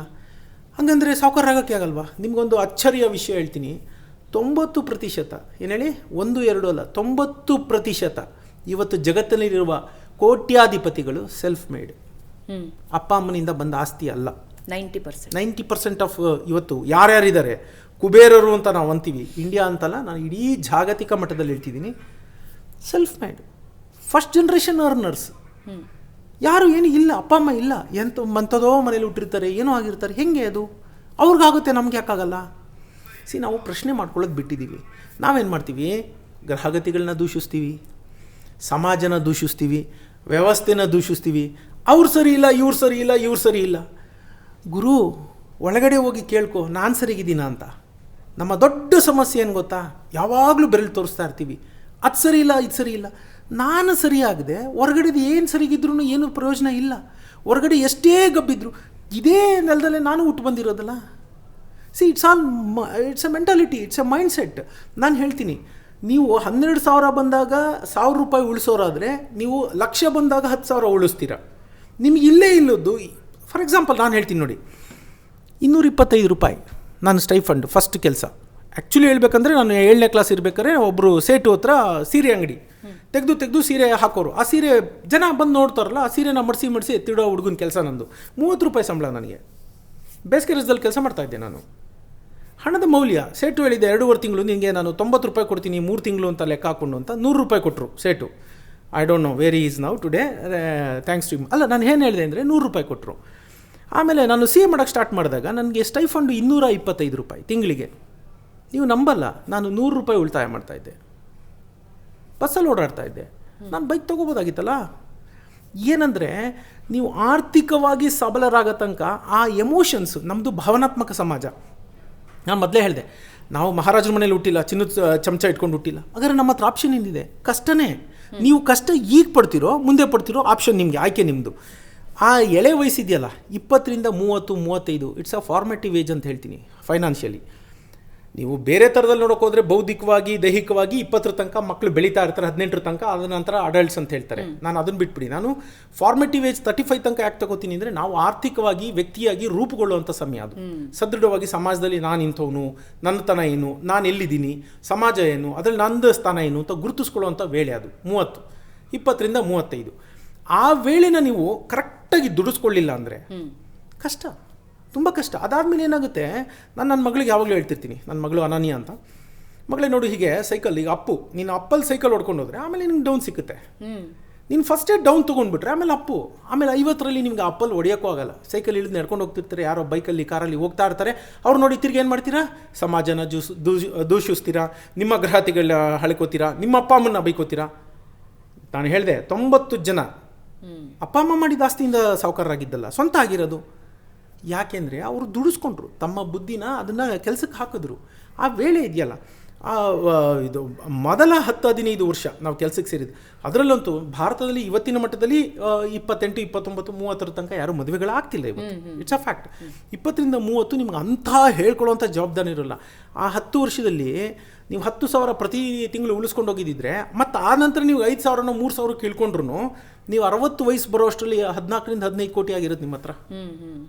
ಯೋಚನೆ ಮಾಡೋಕ್ಕಾಗಲ್ಲ ನೀವು. ಸೊ ಮ್ಯೂಚುವಲ್ ಫಂಡಲ್ಲಿ ನೀವು ಊಹೆನೂ ಮಾಡೋಕ್ಕಾಗದಂತಹ ದೊಡ್ಡ ಮೊತ್ತನ ನೀವು ಕಾಣ್ಬೋದು. ಪ್ರತಿಯೊಬ್ಬರೂ ಕೋಟ್ಯಾಧಿಪತಿ ಆಗ್ಬೋದು. Time sensitive. ಈಗ ಒಂದು 10-15 ವರ್ಷದ ಹಿಂದೆ ಮ್ಯೂಚುವಲ್ ಫಂಡ್ ಅಂದ್ರೆ ಒಂದು ಭಯ ಇತ್ತು, ಅದ್ರ ಬಗ್ಗೆ ಇನ್ಫಾರ್ಮೇಶನ್ ಕಷ್ಟ ಇತ್ತು. ಅದನ್ನೇ ಹೇಳಕ್ ಬಂದೆ. ಆದ್ರೆ ಇವತ್ತು ಒಂಚೂರು ನಮ್ಗೆ ಕೈಯಲ್ಲೇ ನಮ್ಮ ಗೂಗಲ್ ಇರೋದ್ರಿಂದ ಆದ್ರೂ ಮತ್ತೊಂದು ನಿಮ್ಗೆ ಗೊತ್ತಾ, ಇರೋದ್ರಿಂದ. ಭಾರತದಲ್ಲಿ ಕೇವಲ 8% ಜನ ಮಾತ್ರ ಮ್ಯೂಚುವಲ್ ಫಂಡ್ ಅಲ್ಲಿ ಹೂಡಿಕೆ ಮಾಡ್ತಿದ್ದಾರೆ. ಆದ್ರೆ ಯಾಕೆ ಅಂದ್ರೆ ಅದ್ರ ಬಗ್ಗೆ ಒಂದು ಸಾಮಾನ್ಯವಾಗಿ ಭಯ ಇದೆ. ಈಗ ಮ್ಯೂಚುವಲ್ ಫಂಡ್ ಇನ್ವೆಸ್ಟ್ಮೆಂಟ್ ಬಗ್ಗೆ ಒಂದು ಆಡ್ ಬಂತು ಅಂದ್ರೆ ಕೊನೆಯಲ್ಲಿ ಹೇಳ್ತಾರೆ ಮಾರ್ಕೆಟ್ ರಿಸ್ಕ್ ಅಂತ. ನಾನು ಯಾಕಪ್ಪ ಇನ್ವೆಸ್ಟ್ಮೆಂಟ್ ಮಾಡ್ಲಿ, ಸುಮ್ಮನೆ FD-ನೋ RD-ನೋ ಮಾಡ್ಕೊಂಡು ಹೋಗ್ಬಿಡ್ತೀವಿ ಅಂತ. ಬೇಸಿಕಲಿ ನಮ್ಮ ವೀಕ್ಷಕರಿಗೆ ತಿಳಿಸೋದಾದ್ರೆ ಮ್ಯೂಚುವಲ್ ಫಂಡ್ ಹೆಂಗ್ ವರ್ಕ್ ಆಗುತ್ತೆ ಸರ್, ಆಮೇಲೆ ಜೀವನಕ್ಕೆ ಯಾವ ರೀತಿ ಆಧಾರ ಆಗ್ಬೋದು? ಮ್ಯೂಚುವಲ್ ಫಂಡು ಅದರಲ್ಲಿ ತರತರಾವರಿ ಇದೆ, ಸಾವಿರಾರು ರೀತಿಯ ಮ್ಯೂಚುವಲ್ ಫಂಡ್ಸ್ ಇದೆ. ಯಾವುದ್ರ ಮೇಲೆ ನಾವು ಹೂಡಿಕೆ ಮಾಡ್ತೀವಿ ಅನ್ನೋದು ಕೂಡ ಅತಿ ಮುಖ್ಯ. ಹಾಗಾಗಿ ನಂದು ಪ್ರಥಮವಾಗಿ ವೀಕ್ಷಕರಿಗೆ ಏನಂದರೆ, ಸರಿಯಾದ ವ್ಯಕ್ತಿಯನ್ನು ಕೇಳಿ ಎಲ್ಲಿ ಹೂಡಿಕೆ ಮಾಡಬೇಕು ಅಂತ ಮಾಡಿ. ಅಡ್ವರ್ಟೈಸಲ್ಲಿ ಹೇಳಿದ್ರು ಮ್ಯೂಚುವಲ್ ಫಂಡ್ ಸಹಿಯ ಬಾಯಿ ಅಂತ, ಸಹಿ ಅಂದ್ಕೊಂಡು ಹೋದರೆ ಅಡ್ವರ್ಟೈಸಿಗೆ ಕೋಟಿ ತೊಗೊಂಡು ಅವನು ಎಲ್ಲೋ ಹೋಗ್ಬಿಡ್ತಾನೆ, ನೀವು ಹಾಕ್ದವ್ರು ಆಮೇಲೆ ಮಣ್ಣು ತಿಂತೀರ. ದಯವಿಟ್ಟು ಆ ರೀತಿ ಮಾಡೋದು ಬೇಡ. ಪ್ರತಿಯೊಂದು ಅಷ್ಟೇ, ನಾವು ಎಲ್ಲಿಂದ ಬಿದ್ದರೆ ನನ್ನ ಕೈ ಮುರಿಯುತ್ತಾ, ಕಾಲು ಮುರಿಯುತ್ತಾ, ಜೀವ ಹೋಗುತ್ತಾ, ರಿಸ್ಕ್ ತೊಗೊಳ್ಳೇಬೇಕು. ನಾನೊಂದು ಹೇಳ್ತೀನಿ, ಅಪಾಯ ಇವತ್ತಿನ ಜೀವನದಲ್ಲಿ ಅಪಾಯ ಇಲ್ಲದ ಜಾಗ ಇಲ್ಲ. ನೀವು ಅಪಾಯ ಒಂದಷ್ಟು ಮಟ್ಟದ ಅಪಾಯ ನೀವು ತೊಗೊಳ್ಳೇಬೇಕು. ಆದರೆ ಕ್ಯಾಲ್ಕುಲೇಟೆಡ್ ರಿಸ್ಕ್ ಅಂತ ಹೇಳ್ತೀವಿ ನಾವು ಅದನ್ನ. ನಾನು ಇಲ್ಲಿಂದ ಬಿದ್ದರೆ ನನ್ನ ಕಾಲು ಮುರಿಯುತ್ತಾ, ಕೈ ಮುರಿಯುತ್ತಾ, ಜೀವನೇ ಹೋಗ್ಬಿಡುತ್ತಾ, ನೀವು ಲೆಕ್ಕಾಚಾರ ಹಾಕಿ ಧುಮುಕ್ಲೇಬೇಕು. ನಿಮ್ಗೆ ಬೇರೆ ದಾರಿ ಇಲ್ಲ. ನೀವು ಮೊದಲನೇ ಮಾಡಿಲೋ 10ನೇ ಮಾಡಿಲೋ ಇದ್ದೀರಾ, ದಾರಿ ಇಲ್ಲ, ಬೆಂಕಿ ಬಿದ್ದಿದೆ, ನೀವು ಜಂಪ್ ಹೊಡೆದೇ ಜೀವ ಉಳಿಸ್ಕೋಬೇಕು. ಆದರೆ ಎಲ್ಲಿಂದ ಎಗರ್ತಾ ಇದ್ದೀನಿ, ನನ್ನ ದೇಹ ತೂಕ ಏನು ಅಂದರೆ ರಿಸ್ಕ್ ಅಪಿಟೈಟ್, ನನಗೆ ಎಷ್ಟು ಕೆಪಾಸಿಟಿ ಇದೆ, ಎಷ್ಟು ಅಪಾಯದ ಕ್ಷಮತೆ ನನ್ನಲ್ಲಿದೆ, ಈ ರೀತಿ ಒಂದಷ್ಟು ಟರ್ಮ್ಸ್ ಇವೆ. ಅವನ್ನೆಲ್ಲ ಕೂತು, ಅದಕ್ಕೆ ಹೇಳೋದು, ಈಗ ನನ್ನ ಹತ್ರ ಬಂದವ್ರಿಗೆ ನಾನು 10 ಕ್ವಶನ್ ಮಾಡ್ತೀನಿ. ಅದನ್ನೆಲ್ಲ ಮಾಡಿಬಿಟ್ಟು ಏನೋ ಇವನು ಮ್ಯಾಚ್ ಮೇಕರ ಹಿಂಗೆ ಕೇಳ್ತಾನೆ, ಮದುವೆ ಆಗಿದೆಯಾ, ಮಕ್ಕಳಿದೆಯಾ ಅಂತ ಕೇಳಬೇಕಾಗುತ್ತೆ ನಾನು. ಯಾಕಂದರೆ ಅವನ ರಿಸ್ಕ್ ಅಪಿಟೈಟ್ ಏನು ಅನ್ನೋದನ್ನು ಅವ್ರು ಹೇಳಿದ್ರು ನಾನು ಅನಲೈಸ್ ಮಾಡಬೇಕಾಗತ್ತೆ. ಅಂದರೆ ಆ ರಿಸ್ಕ್ ತಗೊಂಡಾಗ ಆಘಾತ ಆಗದೆ ಇರೋ ರಿಸ್ಕ್. ಎಕ್ಸಾಕ್ಟ್ಲಿ ಅದನ್ನು ನಾವು ನೋಡಿಕೊಂಡು ಅದರಲ್ಲಿ ಮಾಡಬೇಕು. ಇದರಿಂದ ಏನು ಲಾಭ ಆಗುತ್ತೆ, ಬದುಕಿಗೆ ಹೇಗಾಗುತ್ತೆ ಅಂತ ನಾನು ನಿಮಗೆ ಮೊದಲೇ ಹೇಳಿದೆ. 20 ವರ್ಷಕ್ಕೆ ನೀವು 1,000 ಅಥವಾ 3,000 to 5,000 ರೂಪಾಯಿ ನೀವು ಏನನ್ನ ಕಟ್ಕೊಂಬಂದರೆ 60ನೇ ವಯಸ್ಸು ಅಷ್ಟೊತ್ತಿಗೆ ಅದು 16 ಕೋಟಿ ಆಗಿಬಿಟ್ಟಿರುತ್ತೆ. ಖಂಡಿತ 10 ಕೋಟಿ ಮೇಲೆ ಆಗಿಬಿಟ್ಟಿರುತ್ತೆ. ನಿಮ್ಗೆ 30-40 ವರ್ಷ ಬಿಟ್ಕೊಂಬಂದರೆ. That is a power of compounding. ನೀವು 40ರಲ್ಲೋ 50ರಲ್ಲೋ ಮಾಡಬೇಕು ಅಂದರೆ ನೀವು ವಿಲ್ ನಾಟ್ ಬಿಲೀವ್, 40ನೇ ವಯಸ್ಸಿನವರು 1 ಲಕ್ಷ ರೂಪಾಯಿ ಕಟ್ಕೊಂಡೋದ್ರೆ 50 ಅಂದರೆ 10 ವರ್ಷ ಅಂತ ಇಟ್ಕೊಳ್ಳಿ ನೀವು. 10 years ಅಂದರೆ 1,20,00,000 ಕಟ್ತಂಗಾಯಿತು. ಅವ್ರಿಗೊಂದು 3.5 to 4 ಕೋಟಿ ಫಂಡ್ ಕ್ರಿಯೇಟ್ ಆಗಿರುತ್ತೆ 40ಕ್ಕೆ. 50ಕ್ಕೆ ಸ್ಟಾರ್ಟ್ ಮಾಡಿದ್ರೆ ನೀವು ಅದನ್ನು 50,000 ಹಾಕಿದ್ರು ಸಾಕು. 40ನೇ ವಯಸ್ಸಲ್ಲಿ ಲಕ್ಷದ ಬದಲು 60ಕ್ಕೆ ರಿಟೈರ್ಡ್ ಆಗ್ತೀನಿ ಅಂದರೆ 20 ವರ್ಷದಲ್ಲಿ ಅದೇ ಥರ ಒಂದು 4 to 5 ಕೋಟಿ ಫಂಡ್ ಕ್ರಿಯೇಟ್ ಆಗಿರುತ್ತೆ. ಅದೇ ನೀವು 50ರಲ್ಲಿ ಮಾಡ್ತೀನಿ ಅಂದರೆ ನೀವು ಅದೇ ಅಮೌಂಟ್ ಆಗೋಕ್ಕೆ ನಿಮಗೆ ಏಜ್ ಕಡಿಮೆ ಆಗೋಯ್ತು. ಲಕ್ಷ ಹಾಕಬೇಕು. 40,000ದಲ್ಲಿ 40ನೇ ವಯಸ್ಸಿನಲ್ಲಿ 50,000 ಹಾಕೋದು, 50ನೇ ವಯಸ್ಸಿನಲ್ಲಿ ಲಕ್ಷ ಹಾಕಬೇಕಾಗುತ್ತೆ. ಸೊ ಏಜ್ ಆಗ್ತಾ ಜಾಸ್ತಿ ಆಗುತ್ತೆ. ಹೀಗಾಗಿ ನಾನು ನಮ್ಮ ವೀಕ್ಷಕರಿಗೆ ಏನು ಕೇಳ್ಕೊಳ್ಳೋದು ಅಂದರೆ, if you are young, start early. 20ನೇ ವಯಸ್ಸಿನಲ್ಲೇ ಶುರು ಮಾಡಿ. 2-3 ಸಾವಿರ ಸಾಕು. ಆಮೇಲೆ 50,000 ಹಾಕಬೇಕಾಗುತ್ತೆ. ಅವಾಗ ಉಳಿಸೋಕ್ಕಾಗಲ್ಲ. ಸರ್, ಇವಾಗ ನನಗೊಂದು 50 ವರ್ಷ ಅಂದ್ಕೊಳ್ಳಿ, ನನಗೆ ಬರೋ ಅಮೌಂಟು ಒಂದು 20,000. ನಾನು ಅದರಲ್ಲೊಂದು 1,000 to 5,000 ರೂಪಾಯಿ ಸೇವ್ ಮಾಡಬಹುದಾ? ಮಾಡ್ಬೋದು, ಖಂಡಿತ ಮಾಡ್ಬೋದು. Something is better than nothing. ಅಲ್ಲ, 50,000 ಕಟ್ಟಕ್ಕಾಗಲ್ಲ ನನಗೆ, 5,000 ಕಟ್ಟಕ್ಕಾಗಲ್ಲ. ಕಟ್ಟಿ. ಅದೇ ನಾನು ಹೇಳೋದು ನಿಮಗೆ. ಫಂಡು ನೋಡಿ, ನಾನು ಇನ್ನೊಂದು ಹೇಳ್ತೀನಿ, ಆನೆ ಬಾರ, ಇರುವೆ ಬಾರ. ನೀವು ಅಷ್ಟಕ್ಕೆ ನಿಮ್ಮ ಜೀವನ ಅಷ್ಟಕ್ಕೆ ರೂಪಿಸ್ಕೊಂಡಿರ್ತೀರಿ. ನೀವು 60 ಆದಮೇಲೆ ನಾನು ಯಾವುದೋ 10-6 ದೇಶಕ್ಕೆ ಹೋಗಬೇಕು, ಫಾರಿನ್ ಟ್ರಿಪ್ ಮಾಡಬೇಕು ಅನ್ನೋ ಆಸೆಗಳನ್ನ ನೀವು ಇಟ್ಕೊಂಡಿರಲ್ಲ. ನಿಮಗೆ ಗೊತ್ತಿದೆ ನನ್ನ ಬದುಕಿಂಗಿದೆ, ಏನಿಲ್ಲಪ್ಪ ಅವತ್ತಿನ ದಿನಕ್ಕೆ ನನಗೆ ಯಾವುದೋ ಟೆನ್ಷನ್ ಇಲ್ಲದೆ ನನ್ನ ಜೀವನ ಕಳೆದ್ರೆ ಸಾಕು ಅಂತಿರುತ್ತೆ. ಸಾಕು. ಅವಾಗ ಅದನ್ನು ಮಾಡ್ಕೊಂಡು ಹೋದರೆ 10 ವರ್ಷಕ್ಕೆ ನಿಮ್ಗೆ ಬೇಕಾಗುವಷ್ಟು 75 ಲಕ್ಷ 80 ಲಕ್ಷ ಫಂಡ್ ಕ್ರಿಯೇಟ್ ಆಗಿರುತ್ತೆ. ರಿಟೈರ್ಮೆಂಟ್ ಫಂಡ್ ಕ್ರಿಯೇಟ್ ಆಗಿರುತ್ತೆ. ಸೊ ರಿಟೈರ್ಮೆಂಟ್ ಹ್ಯಾಪಿ ಇರುತ್ತೆ. ಖಂಡಿತ ಇರುತ್ತೆ. ಇನ್ನೂ ಒಂದು ಪ್ರಶ್ನೆ ಇದೆ ಸರ್, ಒಬ್ಬ ಸಾಮಾನ್ಯ ವ್ಯಕ್ತಿಯ ಪ್ರಶ್ನೆ ಇದು. ಮ್ಯೂಚುವಲ್ ಫಂಡ್ ವರ್ಕ್ ಆಗೋದು ಹೇಗೆ? ಇದು ನೀವು ಹೇಳ್ತಿದ್ದೀರಿ, ನೀವು ನನಗೆ ಒಂದು ಫೇರಿ ಟೇಲ್ ತೋರಿಸ್ತಾ ಇದ್ದೀರಾ. 10,000 ರೂಪಾಯಿ ನೀವು ಕಟ್ಕೊಂಡು ಹೋಗಿ ನೀವು ಒಂದು 20 ವರ್ಷ ಇದ್ದಾಗ ಅಷ್ಟು ಕೋಟಿ ಸಂಪಾದಿಸ್ತಾಗತ್ತೆ, ಇಷ್ಟು ಕೋಟಿ ಸಂಪಾದಿಸುತ್ತೆ. How it works? ಸಿಂಪಲ್ ಆಗಿ ಒಂದು ಸಣ್ಣ ಉದಾಹರಣೆ ಹೇಳ್ಬಿಡ್ತೀನಿ. ಈಗ ನಾವೊಂದು ಕಂಪನಿಲಿ ಶೇರ್ ತಗೋತೀವಿ. ಎಕ್ಸಾಂಪಲ್ ABC ಅನ್ಕೊಳ್ಳಿ. ಅದು ಸಂಸ್ಥೆ ಹೆಸರು ತಗೊಳ್ಳಲ್ಲ ನಾನು, ಯಾಕೆಂದರೆ it may get into controversy ಅನ್ನೋ ಕಾರಣದಿಂದ. ABC ಕಂಪನಿಯಲ್ಲಿ ನಾನು ಒಂದು ಶೇರ್ ತಗೋತಾ ಇದ್ದೀನಿ ಅಂತ ಇಟ್ಕೊಳ್ಳಿ. ಎಷ್ಟು? 1 ಲಕ್ಷ ರೂಪಾಯಿ. ನಾಳೆ ಗಾಡ್ ಫಾರ್ ಬಿಡ್ ಅದೇನೋ ಕುಸಿ ತಗೊಂಡು 75,000ನೋ 50,000ನೋ ಆಗೋಯ್ತು ಅಂತ ಇಟ್ಕೊಳ್ಳಿ. ನಿಮಗೆ ನೇರ ಲಾಸ್ ಆಗೋಯ್ತಲ್ಲಿ. ಸ್ಟಾಕ್ ಮಾರ್ಕೆಟಲ್ಲಿ ಅಲ್ವಾ? ನೀವು ಶೇರ್ಗಳ ಮೇಲೆ ಇನ್ವೆಸ್ಟ್ ಮಾಡೋದ್ರಾಗುತ್ತೆ. ಮ್ಯೂಚುವಲ್ ಫಂಡ್ ಏನು ಮಾಡ್ತಾರೆ, ಅದರಲ್ಲಿ small cap, mid cap, large cap ಈ ರೀತಿ ಇರುತ್ತೆ. ನಾವೇನು ಮಾಡ್ತೀವಿ, ನಿಮ್ಮ ಹತ್ರ ಎಷ್ಟು ಉಳ್ಸೋಕ್ಕಾಗುತ್ತೆ? 3,000 ಆಗುತ್ತೆ. ಸರಿ, ಇಲ್ಲೊಂದು 1,000 ಹಾಕು, ಇಲ್ಲೊಂದು 1,000 ಹಾಕು, ಇಲ್ಲೊಂದು 1,000 ಹಾಕೊಂತೀವಿ. ಈ ಒಂದು 1,000ನೂ ಈ ಸ್ಮಾಲ್ ಕ್ಯಾಪಲ್ಲಿ ಒಂದು 500 ಕಂಪನಿ ಇರುತ್ತೆ, ಮಿಡ್ ಕ್ಯಾಪಲ್ಲಿ ಒಂದು 500 ಕಂಪನಿ ಇರುತ್ತೆ, ಲಾರ್ಜ್ ಕ್ಯಾಪಲ್ಲಿ ಒಂದು 500 ಕಂಪನಿ ಇರುತ್ತೆ. ಉದಾಹರಣೆಗೆ ಹೇಳ್ತಿದ್ದೀನಿ ಈ ಸಂಖ್ಯೆಗಳನ್ನ. ಆಗೇನು ಮಾಡ್ತಾರೆ, ಈ 1,000 ರೂಪಾಯಿನ 5 ರೂಪಾಯಿ 10 ರೂಪಾಯಿ 1 ರೂಪಾಯಿ ಆ ಸಂಸ್ಥೆಗಳಲ್ಲಿ ಹೂಡಿಕೆ ಆಗುತ್ತೆ. ಹೆಂಗೆ ಅಂದರೆ ನಿಮ್ಮದೊಂದೇನಾ ಅಲ್ಲ. ಮ್ಯೂಚುವಲ್ ಫಂಡ್ ಅಂದರೆ ಮ್ಯೂಚುವಲ್ ಅಂದರೆ ಸಾಮೂಹಿಕ ಅಂತ, ಸಮೂಹ ಅಂತಾಗುತ್ತೆ. ನಂತರನೇ ಭಾರತದ 8 ಕೋಟಿ ಜನ 10 ಕೋಟಿ ಜನ 8% ಆಫ್ 140 ಈಸ್ ಲೈಕ್ 12 crores ಅಂದ್ಕೊಳ್ಳಿ. 12 ಕೋಟಿ ಜನ 500 ರೂಪಾಯಿ ಹಾಕಿರ್ತಾರಲ್ಲ, ದೊಡ್ಡ ಅಮೌಂಟ್ ಆಯ್ತದು. ಅದನ್ನು ಅವ್ರು ಏನು ಮಾಡ್ತಾರೆ, ಇಷ್ಟಿಷ್ಟು ಕಂಪ್ನಿಲಿ ಇಷ್ಟಿಷ್ಟು ಲಕ್ಷ ಕೋಟಿ ಲೆಕ್ಕದಲ್ಲೇ ಹಾಕಿರ್ತಾರೆ. ಅದರಲ್ಲಿ ನಿಮ್ದೊಂದು ರೂಪಾಯಿ ನಾಳೆ ಸ್ಮಾಲ್ ಕ್ಯಾಪು ಕುಸಿತ ಕಾಣ್ತು ಅಂತ ಇಟ್ಕೊಳ್ಳಿ, ಏನಾಗುತ್ತೆ, ಮಿಡ್ ಕ್ಯಾಪ್ ಇದೆ, ಲಾರ್ಜ್ ಕ್ಯಾಪ್ ಇದೆ, ನಾವು ರಿಸ್ಕ್ನ ಡಿವೈಡ್ ಮಾಡಿರ್ತೀವಿ. ಹಾಗಾಗಿ ಮುಂದುವರ್ಸೋದಕ್ಕೆ ಮುಂಚೆ ಸ್ಮಾಲ್ ಕ್ಯಾಪ್ ಅಂದ್ರೇನು, ಮಿಡ್ ಕ್ಯಾಪ್ ಅಂದ್ರೇನು, ಲಾರ್ಜ್ ಕ್ಯಾಪ್ ಅಂದ್ರೆ I want to give complete picture. ಗೊತ್ತಾಯ್ತು. ಇವಾಗ ಯಾರೋ ತಲೆ ಕೆಡಿಸ್ಕೊಂಡಿದ್ದಾರೆ ಅಂದ್ರೆ ಅವ್ರಿಗೆ ಪೂರ್ತಿ ಉತ್ತರ ಇರಲಿ ಅಂತ. 5,000 ಕೋಟಿಗಿಂತ ಕಡಿಮೆ ಇದ್ರೆ ಸ್ಮಾಲ್ ಕ್ಯಾಪ್ ಅಂತೀವಿ, 5ರಿಂದ 10 ತನಕ ಇದ್ರೆ ಮಿಡ್ ಕ್ಯಾಪ್ ಅಂತೀವಿ, 10,000 ಕೋಟಿಗಿಂತ ಹೆಚ್ಚಿನ ವಹಿವಾಟು ಮಾಡೋದನ್ನ ನಾವು ಲಾರ್ಜ್ ಕ್ಯಾಪ್ ಅಂತ ಹೇಳ್ತೀವಿ.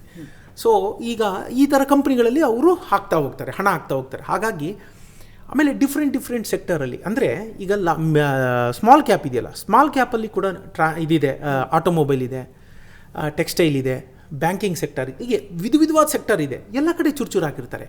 ನೀವು ಶೇರ್ ಮಾರ್ಕೆಟ್ ಕುಸಿತ ಅಂತ ಮಾತ್ರ ಓದ್ತೀರಾ, ಅದು ಕುಸಿತ ಆದರೆ ಎಲ್ಲ ಸೆಕ್ಟರು ಕುಸಿತ ಆಗಿದೆಯಾ? ಇಲ್ಲ. Some sectors will be doing good. ಯಾವುದು? ಫಾರ್ ಎಕ್ಸಾಂಪಲ್, ಇವತ್ತು ರೂಪಾಯಿ ಡಾಲರ್ ಮುಂದೆ ಭಾರಿ ಕುಸಿತ. It's good for our software industries. Import ಮಾಡೋರಿಗೆಲ್ಲ, ಎಕ್ಸ್ಪೋರ್ಟ್ ಮಾಡೋರಿಗೆಲ್ಲ ತುಂಬ ಇದಾಗುತ್ತೆ, ಅವ್ರಿಗೆ ಎಕ್ಸ್ಪೋರ್ಟ್ ಬೆನಿಫಿಟ್ಸು ತುಂಬ ಬರುತ್ತೆ, ಎಕ್ಸ್ಚೇಂಜಲ್ಲಿ ದುಡ್ಡು ಜಾಸ್ತಿ ಬರುತ್ತೆ ಅವ್ರ ಹತ್ರ, ಆ ಥರ ಸಂಸ್ಥೆಗಳಿಗೆ. ಸೊ ನಮ್ಮದೊಂದು ರೂಪಾಯಿ ಅಲ್ಲೂ ಇದೆಯಲ್ಲ, ಅಲ್ಲಿ ಅದ್ಮೇಲೆ ಹೋಯ್ತಲ್ಲ. ಇಲ್ಲಿ ಯಾವುದೋ ಒಂದು ಸಂಸ್ಥೆದು ನಿಮ್ಮದು ಕೆಳಗಡೆ ಹೋಗಿರುತ್ತೆ 10 ಪೈಸಾ, ಇಲ್ಲಿ ಒಂದು 30 ಪೈಸಾ ಮೇಲೆ ಹೋಗಿರುತ್ತಲ್ಲ, 20 ಪೈಸಾ ಬಂತಲ್ಲ.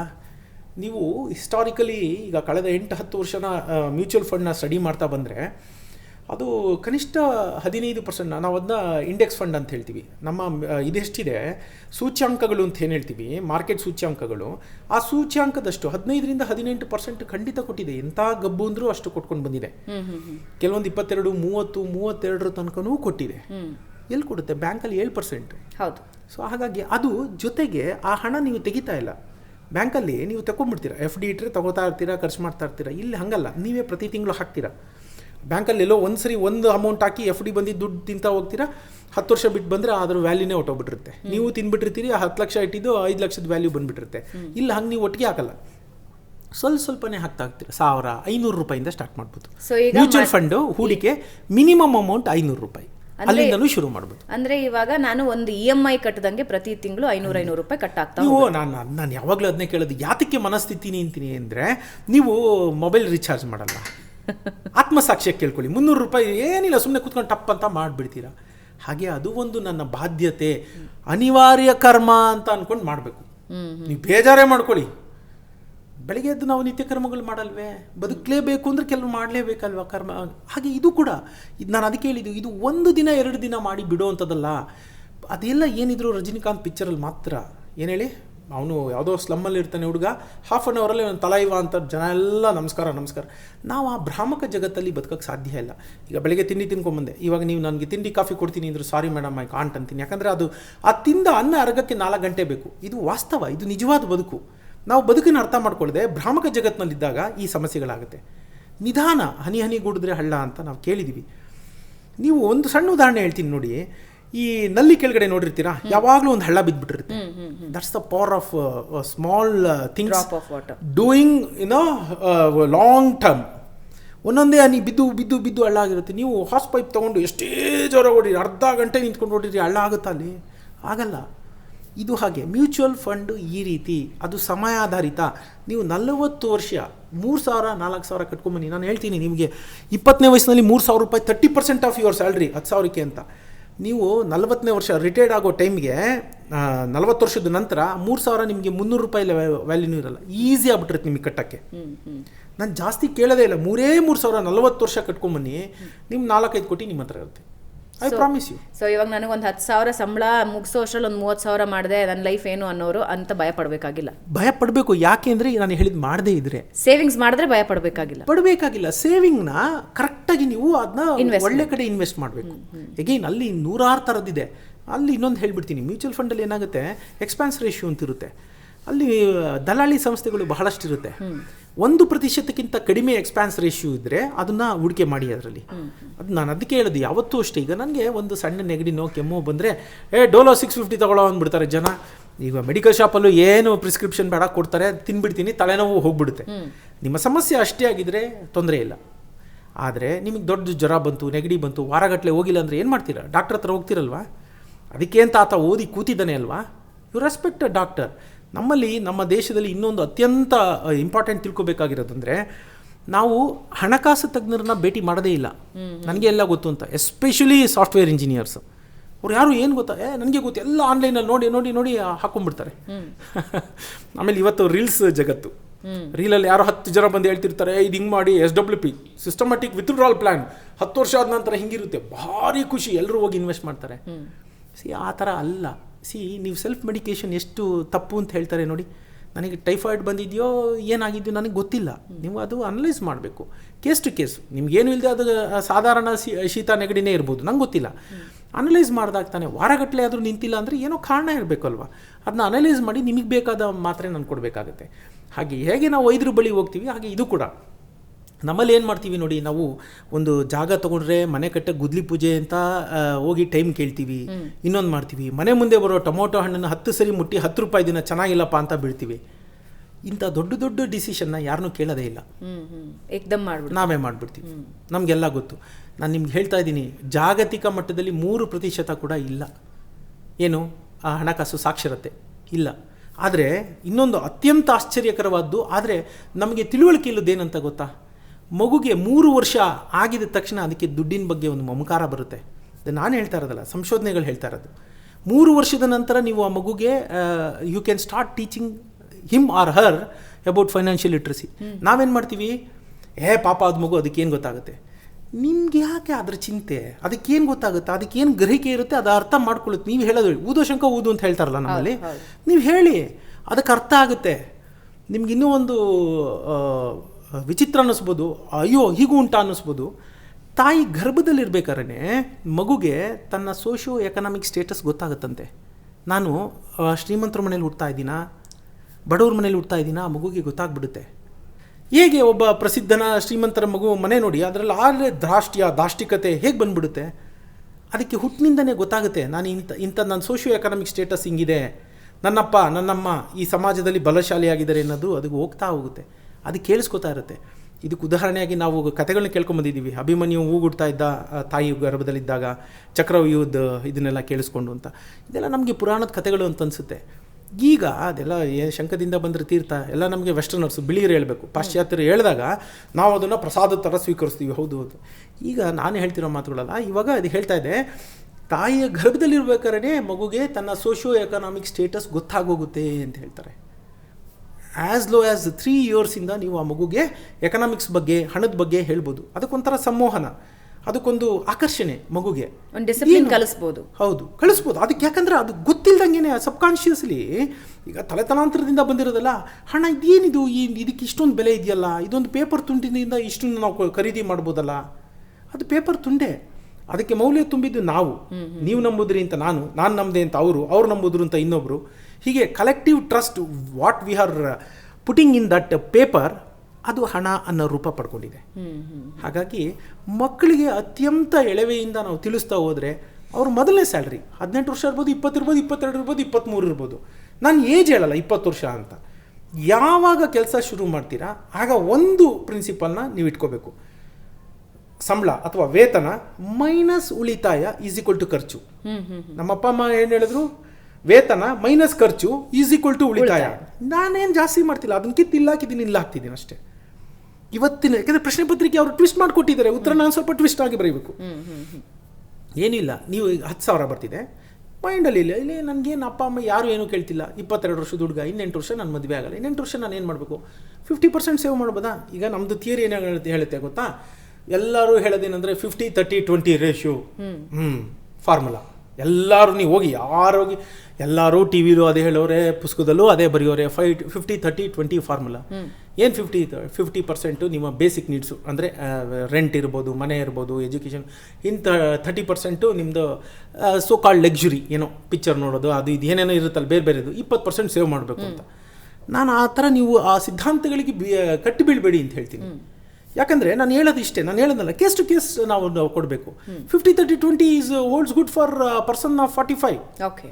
20 ವರ್ಷ ಹುಡುಗನಿಗೆ ಏನೋ ಜವಾಬ್ದಾರಿ ಇಲ್ಲ. ಈಗ ನಮ್ಮ ಮನೇಲಿ ನನ್ನ ಮಗಳು ದುಡಿಯೋಕೆ ಶುರು ಮಾಡ್ತಾಳೆ, ಅವಳಿಗೆ ಯಾವುದಿಲ್ಲ, 10,000 ಬಂದ್ರೆ 10,000 ಅವಳಿಗೆ, ಅದು ನಾವ್ಯಾರು ಕೇಳಲ್ಲ, ಮನೇಲಿ ಕೇಳ್ತಾ ಇಲ್ಲ. ಆ ಥರದ ಸಂಖ್ಯೆನೂ ಬಹಳ ಇದೆಯಲ್ಲ. ಸೊ ಅವಾಗ ಇನ್ವೆಸ್ಟ್ಮೆಂಟ್ ಸೇವಿಂಗ್ಸ್ ಜಾಸ್ತಿ. ಖಂಡಿತ. ನಿಮ್ಗೆ 50% ಆದ 10,000ದಲ್ಲಿ 5,000 ಉಳ್ಸೋಕ್ಕಾಯ್ತಾ ಉಳಿಸಿ, 8,000 ಉಳ್ಸೋಕ್ಕಾಗುತ್ತಾ ಉಳಿಸಿ. ನಾನು 22 ಪ್ರಾಪರಾಗಿ 23ನೇ ವರ್ಷಕ್ಕೆ ದುಡಿಯೋಕ್ಕೆ ಶುರು ಮಾಡಿದ್ದು. ಅದು ರಾಜ್ಯದಲ್ಲಿ ಅದು ನಾನು 90% ಉಳಿಸ್ತಾ ಇದ್ದೆ. 90% ಆಫ್ ಮೈ ಅರ್ನಿಂಗ್ಸ್. ಓಕೆ, ಇವಾಗ ಮನೇಲಿ ರೆಸ್ಪಾನ್ಸಿಬಿಲಿಟಿ ಇದೆ ಅಂದ್ರೂ ನಿಮ್ಮ ಕೈಲಿ ಎಷ್ಟಾಗುತ್ತೋ ಅಷ್ಟು ಫಸ್ಟ್ ಉಳಿತಾಯ ಮಾಡಿ. ಎಷ್ಟಾಗುತ್ತೋ ಅಷ್ಟು. ನೀವು ಅದು ಫಾರ್ಮುಲಾಗ ಹೋಗ್ಬಿಡಿ. 20% ಹೇಳಿದ್ರಲ್ಲ, ನಿಮ್ಗೆ ದೊಡ್ಡದಾಗಿ ಹೋಗುತ್ತೆ 8,000. ಸುಮ್ಮನೆ ಖರ್ಚು ಮಾಡ್ತೀರಾ. 25% ಅಲ್ವಾ ಹೇಳಿರೋದು ಅಂತ.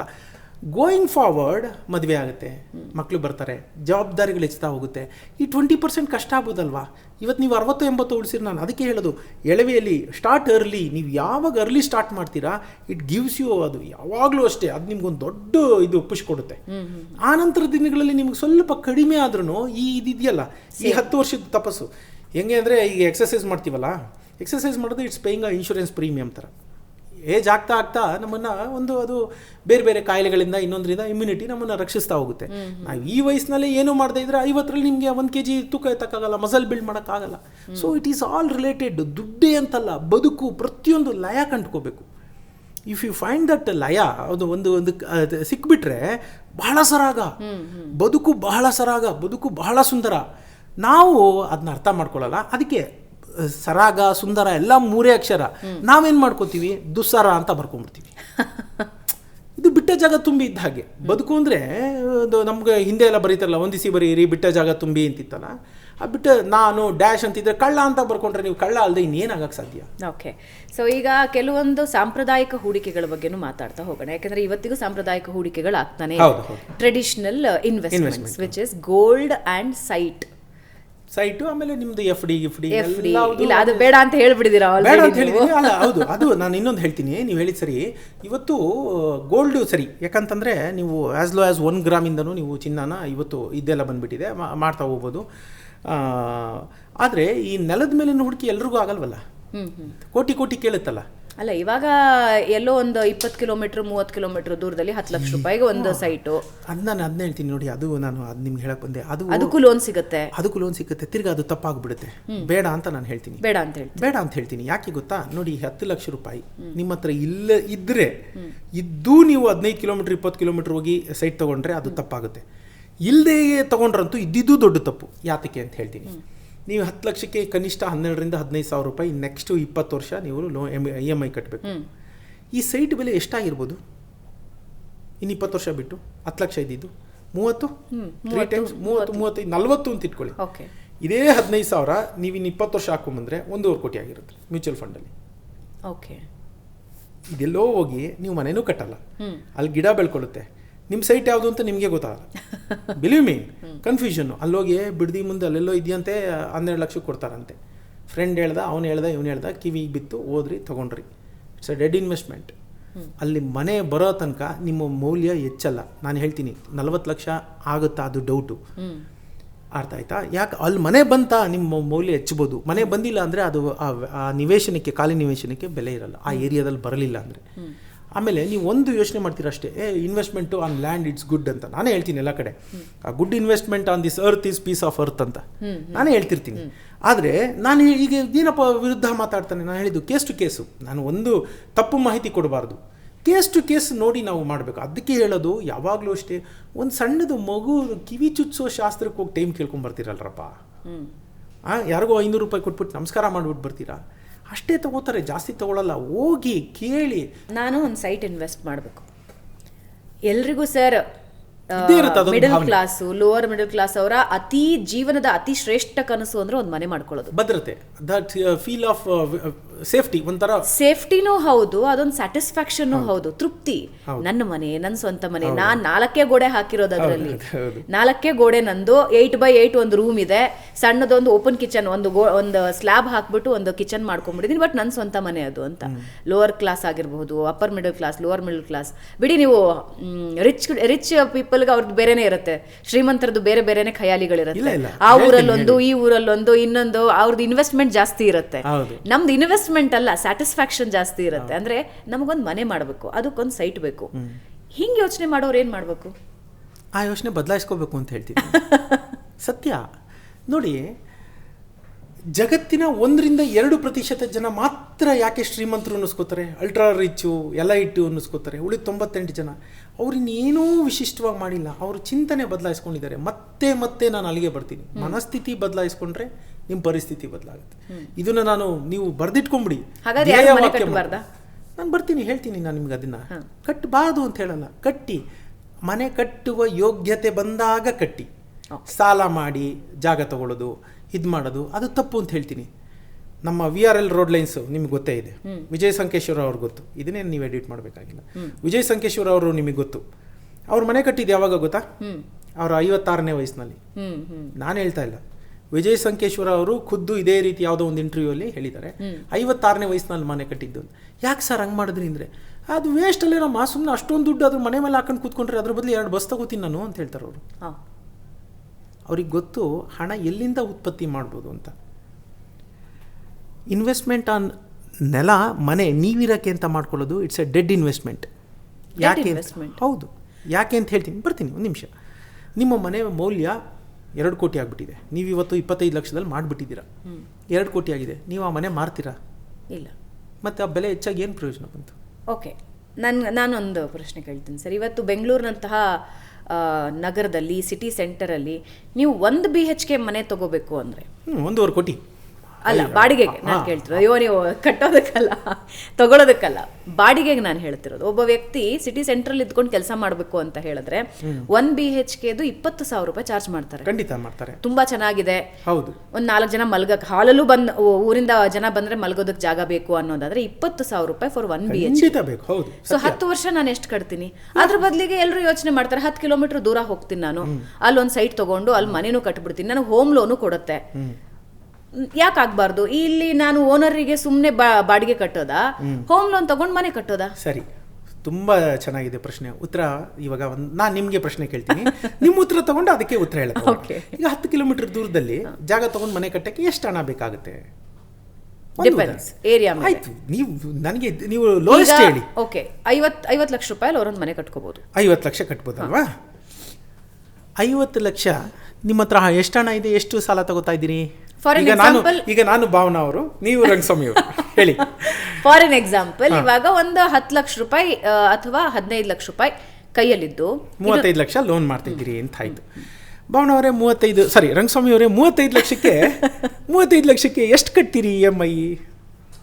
ಅಪ್ರಾಕ್ಸಿಮೇಟ್ಲಿ 35 ಸಾವಿರ. ಇನ್ನು 20 ವರ್ಷ ಕಟ್ತೀರಾ ಅಲ್ವಾ? ಹೌದು. ಫ್ಯಾಂಟಾಸ್ಟಿಕ್. ಸರಿ, ಈಗ ಇಲ್ಲಿ ಬರೋಣ. ಬಾಡಿಗೆ ಎಷ್ಟು ಕಟ್ತಾ ಇದ್ರಿ? 20,000 ರೂಪಾಯಿ ಅನ್ಕೊಳ್ಳಿ, ನಾನು ಅದೇ ಉದಾಹರಣೆ ಕೊಟ್ಟಿದ್ದೆ ನಿಮ್ಗೆ. 20,000 ರೂಪಾಯಿ. ಇನ್ನು 15,000 ರೂಪಾಯಿ ಮಿಕ್ತಾ ಅಲ್ಲಿಗೆ? ನೀವು ಅಲ್ಲಿ ಸ್ವಂತ 8-10 ಕಿಲೋಮೀಟರ್ ಹೋಗಿ ಇದು. ಈಗ ಬನ್ನಿ ಪಟ್ಟಿ ಮಾಡೋಣ. 8-10 ಕಿಲೋಮೀಟ್ರಲ್ಲಿ ನೀವು ಪ್ರತಿದಿನ ಓಡಾಟ ಮಾಡಬೇಕು. ನೀವು ನಿಮ್ಮ ವೈಯಕ್ತಿಕ ಸುಖನ ಮರಿತಾ ಇದ್ದೀರಿ. ದಿನ ಕಮ್ಯುಟೇಷನ್ 1.5 ಗಂಟೆ ಹೋಗಿ, ಬೆಂಗಳೂರಲ್ಲಿ 8-10 ಕಿಲೋಮೀಟರ್ ಅಂದರೆ 1.5 ಗಂಟೆ ಬೇಕು ನೀವು ಇಲ್ಲಿ ತಲುಪಕ್ಕೆ ಆಫೀಸ್ಗೆ. 3 ಗಂಟೆ ನಿಮ್ಮ ಜೀವನದ ಅಮೂಲ್ಯ ವೇಳೆ, ಪ್ರತಿದಿನದ 3 ಗಂಟೆ ತಿಂತಾ ಇದೆ. ಅದು ನೀವು ಲೆಕ್ಕನೇ ಹಾಕಲ್ಲ. ಬಿಟ್ಬಿಡಿ, ನಾನು ಲೆಕ್ಕ ಹಾಕಲ್ಲ. ಯಾಕಂದರೆ ನಾವು ಇರೋದೇ ಹಾಗೆ, ನಾವು ಜನಸಾಮಾನ್ಯರು. ನಮ್ಮ ಕಷ್ಟ ನಾವು ಅದನ್ನು ಯೋಚನೆ ಮಾಡಲ್ಲ. ನಮ್ಮ ಫಿಸಿಕಲ್ ಟೈಮು ಅದನ್ನು ಆ 3 ಗಂಟೆನ ನಾನು ಓದಿನ ಮೇಲೆ ಹಾಕಿ ನಾನು ಉದ್ಧಾರ ಆಗಿ ಇನ್ನೂ ಉನ್ನತ ಮಟ್ಟಕ್ಕೆ ಹೋಗ್ಬೋದಾಗಿತ್ತಲ್ಲ, PhD ಪಡ್ಕೋಬೋದಾಗಿತ್ತಲ್ಲ, ಬೇರೆ ಏನೋ ಹೋಗ್ಬೋದಾಗಿತ್ತಲ್ಲ, ಅದು ನಾವು ಯೋಚನೆ ಮಾಡಲ್ಲ. ಬೇಡ ಬಿಡಿ, ನಾನು ಬಿಟ್ಬಿಡ್ತೀನಿ. ಅದು ಒಂದಾಯ್ತಲ್ವಾ? ಅಷ್ಟು ದೂರ ಹೋಗಿದ್ದೀರಲ್ಲ ನೀವು, ಆ ಸುತ್ತಮುತ್ತ ನಿಮಗೆ ಬೇಕಾದ ಸ್ಕೂಲ್ ಇರಲ್ಲ. ನಾಳೆ ನಿಮ್ಮ ಮಗನೋ ಮಗಳಿಗೋ ಹೋಗ್ಬೇಕು ಅಂತ ತಿರುಗಿ ಬಸ್ಗೆ ಹಾಕ್ತೀರಿ. ಬಸ್ಸಿಗೆ ನೀವು ವರ್ಷಕ್ಕೆ 40 ದೂರ ಇದೆಯಲ್ಲ, ನಿಮ್ಮ ಮಗು ಸಿಟಿ ಸೆಂಟ್ರಿಗೆ ಬರಬೇಕು. ಆ ಮಗುದು 2 ಗಂಟೆ ಹೋಯ್ತು ದಿನ. ಏನೋ pre-KG UKG ನಡೆದೋಗುತ್ತೆ. 10ನೇ ಕ್ಲಾಸ್ ಬಂದಾಗ ನಿಮ್ಮ ಮಗನಿಗೆ ಓದೋಕ್ಕೆ ಟೈಮಲ್ಲಿರುತ್ತೆ, PUC ಬಂದಾಗ ಓದೋಕ್ಕೆ ಟೈಮಲ್ಲಿರುತ್ತೆ. ದಿನ ಅದೇ ಥರ ಕಂಪಿಟೇಷನಲ್ಲೇ ಹೋಗ್ತಾ ಇದ್ದರೆ, ಸ್ಕೂಲ್ 6ರಿಂದ 8 ಗಂಟೆ ತಿಂದರೆ 10 ಗಂಟೆ ಆಗೇ ಹೋಯ್ತು ಓಡಾಟದ್ದೆಲ್ಲ ಸೇರಿ. ಅದನ್ನು ಲೆಕ್ಕ ಹಾಕೋದಿಲ್ಲ. ಬೇಡ ಬಿಡಿ. 3ನೇದು, ಏನೋ ಹೆಚ್ಚು ಕಡಿಮೆ ಆಗೋಯ್ತು, ಅಕ್ಕಪಕ್ಕದಲ್ಲಿ ಆಸ್ಪತ್ರೆ ಇದೆಯಾ ಅಂತ ನೋಡ್ತೀವಿ. ಇನ್ನು ಅಪ್ಕಮಿಂಗು ಇನ್ನು 5 ವರ್ಷ ಬೇಕಲ್ಲ, ಒಂದು ಪಕ್ಕದಲ್ಲಿ. ನಾನು ಹೇಳೋದು 1 ಕಿಲೋಮೀಟರ್ ರೇಡಿಯಸಲ್ಲಿ ಆಸ್ಪತ್ರೆ ಇರಬೇಕು. ಇದೆಯಾ ನಿಮಗೆ? ನೀವು ಇಲ್ಲಿ ಬಾಡಿಗೆ ಕೊಡೋದು ಚೀಪ್ ಅನ್ನೋದಕ್ಕೆ ನಾನು ಇದೆಲ್ಲ ಉದಾಹರಣೆ ಹೇಳ್ತಾ ಇದ್ದೀನಿ. ನಿಮಗೆ ಎಡವು ಬಿದ್ದರೆ 10 ಆಸ್ಪತ್ರೆ ಇರುತ್ತೆ, 25 ATM ಸೆಂಟರ್ ಇರುತ್ತೆ. ನಿಮಗೆ ಬೇಕಾದ್ದೆಲ್ಲವೂ ನಿಮ್ಮ ಕೈ ತುದಿಯಲ್ಲಿ ಸಿಗ್ತಾ ಇರುತ್ತೆ. ಅಲ್ಲಿ ನಿಮ್ಗೆ ಅದ್ಯಾವುದು ಸಿಕ್ಕಲ್ಲ. ಇದೆಲ್ಲ ಬಿಟ್ಬಿಡಿ. ಯಾಕೆಂದರೆ ನಾವು ಇದ್ಯಾವುದನ್ನು ಲೆಕ್ಕ ಹಾಕೋರಲ್ಲ. ಇದೆಲ್ಲ ನನಗೆ ಗೊತ್ತಾಗಲ್ಲಪ್ಪ, ನಂಗೆ ದುಡ್ಡಿನ ವಿಚಾರ ಎಲ್ಲ ಗೊತ್ತಾಗಲ್ಲ. ಇದೊಂದು ಹೇಳೋದು ನಮ್ಗೆ ಚೆನ್ನಾಗಿ ಗೊತ್ತಾಗುತ್ತೆ. ಅದೆಲ್ಲ ನಮಗೆ ಯಾಕಾಗಲ್ಲ? ಕೂತ್ಕೊಂಡು ನಿಧಾನಕ್ಕೆ ಪೆನ್ನು ಪೇಪರ್ ಇಟ್ಕೊಂಡು ಬರ್ಕೊಳ್ಳಿ. ಈಗ ಮುಖ್ಯ ವಿಷಯಕ್ಕೆ ಬರ್ತೀನಿ. ಇದು ಯಾವುದೂ ಲೆಕ್ಕ ಹಾಕಲ್ಲ ಅಲ್ವಾ? ಲೆಕ್ಕ ಹಾಕಿದ್ದೆ ಇನ್ನೂ 7 ಹೇಳ್ಬೋದು ನಾನು, ಇನ್ನೂ 7 ಪಾಯಿಂಟ್ ಹೇಳ್ಬೋದು ನಾನು. ಹಣ ಹಣಿಲಿ ಬರ್ದಿದ್ದೀನಿ, 10 ಪಾಯಿಂಟ್ ಬರ್ದಿದ್ದೀನಿ. ಈಗ ಮುಖ್ಯವಾದ ವಿಷಯಕ್ಕೆ ಬರೋಣ. ನೀವು ಸಾಲ ಮಾಡ್ತಾ ಇದ್ದೀರಾ ಭಾವನವ್ರೆ, ಸಾಲ ಮಾಡುವಾಗ ಅತ್ಯಂತ ಪ್ರಮುಖವಾಗಿ ನೀವು 3 ಮುಖ್ಯವಾದ ಊಹೆಗಳನ್ನ ಮಾಡ್ಕೋತಾ ಇದ್ದೀರಾ. Assumptions. You are making an assumption. ಮೊದಲನೇ ಅಸಂಪ್ಷನ್ ಏನು ಗೊತ್ತಾ? ಸಾಲದ ಅವಧಿ 20 ವರ್ಷ ನಾನು ಬದುಕಿರ್ತೀನಿ ಅಂತ ನೀವು ಅಸ್ಯೂಮ್ ಮಾಡ್ಕೋತಾ ಇದ್ದೀರಾ. ಇವತ್ತಿನ ದಿನದಲ್ಲಿ ಯಾವ ಗ್ಯಾರಂಟಿ ಇಲ್ಲ, ಮನುಷ್ಯನ ಜೀವನಕ್ಕೆ ಯಾವ ಗ್ಯಾರಂಟಿ ಇಲ್ಲ. ಫಸ್ಟ್ ಅದನ್ನ ಹಂಗೆ ಅಸ್ಯೂಮ್ ಮಾಡ್ಕೋಬೇಕಾಗಿರೋದು ನೀವು ಸಾಲ ಮಾಡೋಕ್ಕೆ. ಎರಡನೇ ಅಸಂಪ್ಷನ್ ಏನು ಗೊತ್ತಾ? ಆ 20 ವರ್ಷ ನನಗೆ ಕೆಲಸ ಇರುತ್ತೆ ಅಂತ ಅಸ್ಯೂಮ್ ಮಾಡ್ಕೋತಾ ಇದ್ದೀರಾ ನೀವು, ದುಡ್ಡು ಬರುತ್ತೆ ಅಂತ. ಇದು ಅಸ್ಥಿರ ಸಮಾಜ. We are already in a gig economy. ಏನಪ್ಪ ಗಿಗ್ ಎಕಾನಮಿ ಅಂದರೆ 6 ತಿಂಗಳು ಇಲ್ಲಿ ಕೆಲಸ, 6 ತಿಂಗಳು ಅಲ್ಲಿ ಕೆಲಸ. ಊಬರು, ಓಲಾ, ಇಲ್ಲಾಂದರೆ ಏನಿದೆ ಸ್ವಿಗ್ಗಿ, ಆ ಕೆಲಸಗಳೇ ಜಾಸ್ತಿ ಇವತ್ತು ಸಮಾಜದಲ್ಲಿ. 6 ತಿಂಗಳು ಇಲ್ಲಿರ್ತೀನಿ, 6 ತಿಂಗಳು ನನಗೆ ಗೊತ್ತಿಲ್ಲ. ಕೆಲಸದ ಭದ್ರತೆ ಇಲ್ಲ, ಯಾವುದು ಭದ್ರತೆ ಇಲ್ಲ. ನಾವೇನು ಊಹೆ ಮಾಡ್ಕೋತೀವಿ, ಇನ್ನು ಮುಂದಿನ 20 ವರ್ಷ ಸಾಲದ ಅವಧಿ ನಾನು ಹೇಳ್ತಿರೋದು, ನನ್ನ ಬದುಕಿನ ಅವಧಿ ಅಲ್ಲ, ಜೀವಿತಾವಧಿ ಅಲ್ಲ, ಕೆಲಸ ಇರುತ್ತೆ ಅಂತ ನೀವು ಊಹೆ ಮಾಡ್ಕೋತಾ ಇದ್ದೀರ. ಅದು ಸುಳ್ಳು. ಮೂರನೇದೇನೆಂದರೆ, ಕೆಲಸ ಇದ್ದರೂ ನನಗೆ ಇಷ್ಟೇ ಹಣ ಬರುತ್ತೆ ಅಥವಾ ಇದಕ್ಕಿಂತ ಸಂಬಳ ಹೆಚ್ಚಿಗೆ ಬರುತ್ತೆ. ಏನು ಇವಾಗ 20,000 ಅಲ್ವಾ ನನಗೆ ಕಟ್ತಿರೋದು, ಇನ್ನು 10 ವರ್ಷ ಆದಮೇಲೆ ನನಗೆ ಇನ್ಕ್ರಿಮೆಂಟ್ ಅಲ್ಲ, ಆಗ ನಾನು ಹಿಂಗೆ ಆಗ್ತೀನಿ ಅಂತ ಊಹೆ ಮಾಡ್ಕೋತೀರಾ. ಇದು 3 ಮುಖ್ಯ ಊಹೆಗಳು ಸುಳ್ಳಾಯಿತು. ಕಾಂಟ್ರರಿಯಾಗಿ ನಾನು ಕೇಳ್ತೀನಿ, ಇರಲಿ, ನಾನು ಒಂದೊಂದೇ ಮುಗಿಸ್ಬಿಡ್ತೀನಿ. ಬರೋಣ, ಖಂಡಿತ ಐ ವಿಲ್ ಆನ್ಸರ್ ಎವ್ರಿಥಿಂಗ್. ಆಮೇಲೆ ಇನ್ನೊಂದು ಏನಂತಂದರೆ, ಬ್ಯಾಂಕಿನ ಬಡ್ಡಿಗಳು ಅಷ್ಟೇ ಇರುತ್ತೆ ಅಥವಾ ಕಮ್ಮಿ ಆಗುತ್ತೆ ಅಂತ ಅಂದ್ಕೊತೀರಾ. ನಾಳೆ ಹೆಚ್ಚು ಕಡಿಮೆ, ಈಗ ಕರೋನಾ, ವಾರು, ಅನ್ಪ್ರಿಡಿಕ್ಟಬಲ್ ವರ್ಲ್ಡ್. ನೀವು 30,000 40,000 ಸಂಬಳದಲ್ಲಿ 25,000 ಕಟ್ತಿರ್ತೀರಿ EMI. ಇಮಿಡಿಯೇಟಾಗಿ ಅದು 30-32,000 ಆದರೆ EMI ಏನು ಮಾಡ್ತೀರಾ ನೀವು? It will take away 20% of your earnings immediately. ನಿಮ್ಮದಲ್ಲದ ತಪ್ಪುಗಳಿಗೆ, you are not done any mistake, ನಿಮ್ಮದಲ್ಲದ ತಪ್ಪುಗಳಿಗೆ ನೀವು ಬೆಲೆ ಕಟ್ಟಕ್ಕೆ ಶುರು ಮಾಡ್ತೀರಿ. ಆಗ ಆ ಸ್ವಂತ ಮನೆ ಅನ್ನೋದು ಕೊರಳಿಗೆ ಉರುಳಾಗ್ಬಿಡುತ್ತೆ. ಹೇಳಿ, ಈಗ ನಿಮ್ದು ಅದು ಏನು ಹೇಳ್ತೀರಿ? ಖಂಡಿತ ಇಲ್ಲ.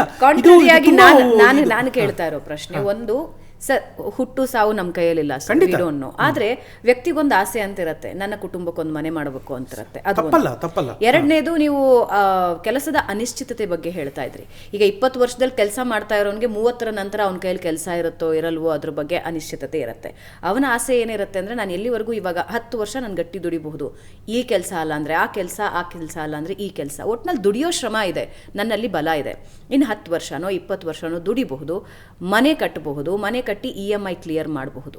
ಒಂದು ವೇಳೆ ನಾನು ಮನೇನೂ ಕಟ್ಟಲಿಲ್ಲ, ಸ್ವಂತ ಮನೇನೂ ಮಾಡ್ಕೊಳ್ಳಿಲ್ಲ ಅಂದರೆ ಬರೀ ಬಾಡಿಗೆಯಲ್ಲೇ ಕಳೆದು ಬಿಡ್ತೀನಿ ಅನ್ನೋದು ಒಂದು ಭಯ ಇರುತ್ತೆ. ಸೊ ಈ ಎಲ್ಲ ಸಿಚುವೇಶನ್ಸಲ್ಲೂ ಅವ್ರಿಗೇನು ಅನ್ಸುತ್ತೆ ಅಂದರೆ, ಸಾಂಪ್ರದಾಯಿಕವಾಗಿ ಯೋಚನೆ ಮಾಡೋ ಬಗ್ಗೆ ನಾನು ಹೇಳ್ತಾ ಇದ್ದೀನಿ. ಅವ್ರಿಗೇನು ಅನ್ಸುತ್ತೆ ಅಂದರೆ, ನನ್ನ ಕೈಯಲ್ಲಿ ಶಕ್ತಿ ಇದೆ, ನಾನಿವಾಗ EMI ಕಟ್ಟೋಷ್ಟಿದ್ದೀನಿ, ಕಟ್ಟಿ ಮುಗಿಸಿ ಒಂದು 20 ವರ್ಷದ ನಂತರ ಆ ಮನೆ ನನ್ನ ಸ್ವಂತ ಮನೆ, ನೋ EMIs. ಇವಾಗ ನಾಳೆ ನನಗೆ ಕೆಲಸ ಹೋದ್ರೂ ಒಂದು 5-10 ಸಾವಿರ ರೂಪಾಯೋ ಅಥವಾ ಒಂದು 30,000 ರೂಪಾಯಲ್ಲೋ ನನ್ನ ಕುಟುಂಬ ನಡೆದು ಹೋಗುತ್ತೆ, ನನಗೆ ಬಾಡಿಗೆ ಕಟ್ಟೋದಿರಲ್ಲ, ಆ ಇಡೀ ಸ್ವತ್ತು ನಂದಾಗಿರುತ್ತೆ. ಪರಿಸ್ಥಿತಿ ಹದಗೆಡ್ತಾ ಅದನ್ನು ಮಾರಿಬೇಕಾದ್ರೂ ಬದುಕಬಹುದು, I have a huge investment ಅಂತ ಅನ್ಸುತ್ತೆ. ಇದು ಸಾಮಾನ್ಯವಾಗಿ ಯೋಚನೆ ಮಾಡೋದು. ಅದನ್ನೇ ನಾನು ಹೇಳೋದು, ನಿಮ್ಮದು ಅದು ಒಮ್ಮುಖವಾದ ಆಲೋಚನೆ. 99 ಜನ ಎಲ್ಲ ಹಂಗೇ ಮಾಡ್ತಿದ್ದಾರೆ. It's a formula, you want to go by a formula. If you want to go by a formula, do it. ಆದರೆ ನಾನು ನಿಮ್ಗೆ ಹೇಳ್ತಿದ್ದೀನಿ, ಅದು ತಪ್ಪು. ಆ 99 ಜನ ಮಾಡಿದ ತಕ್ಷಣ, ಮೆಜಾರಿಟಿ ಹೇಳಿದ ತಕ್ಷಣ ಸತ್ಯ ಅಸತ್ಯ ಆಗೋದಿಲ್ಲ ಅಂತ ನಾನು ಹೇಳ್ತೀನಿ. ಅದಕ್ಕೊಂದು ಉದಾಹರಣೆ ಕೊಡ್ತೀನಿ. ನೀವು ಬಾಡಿಗೆ ಕಟ್ಕೊಂಡೇ ಜೀವನ ಕಳೆದು ಬಿಡಲಿಲ್ಲ. ಬಾಡಿಗೆ ನೀವು ಅಲ್ಲಿ 35,000 ಕಟ್ಟ ಕಡೆ ಇಲ್ಲಿ 20,000 ಕಟ್ಟಿದ್ರೆ 15,000 ಇದೆ.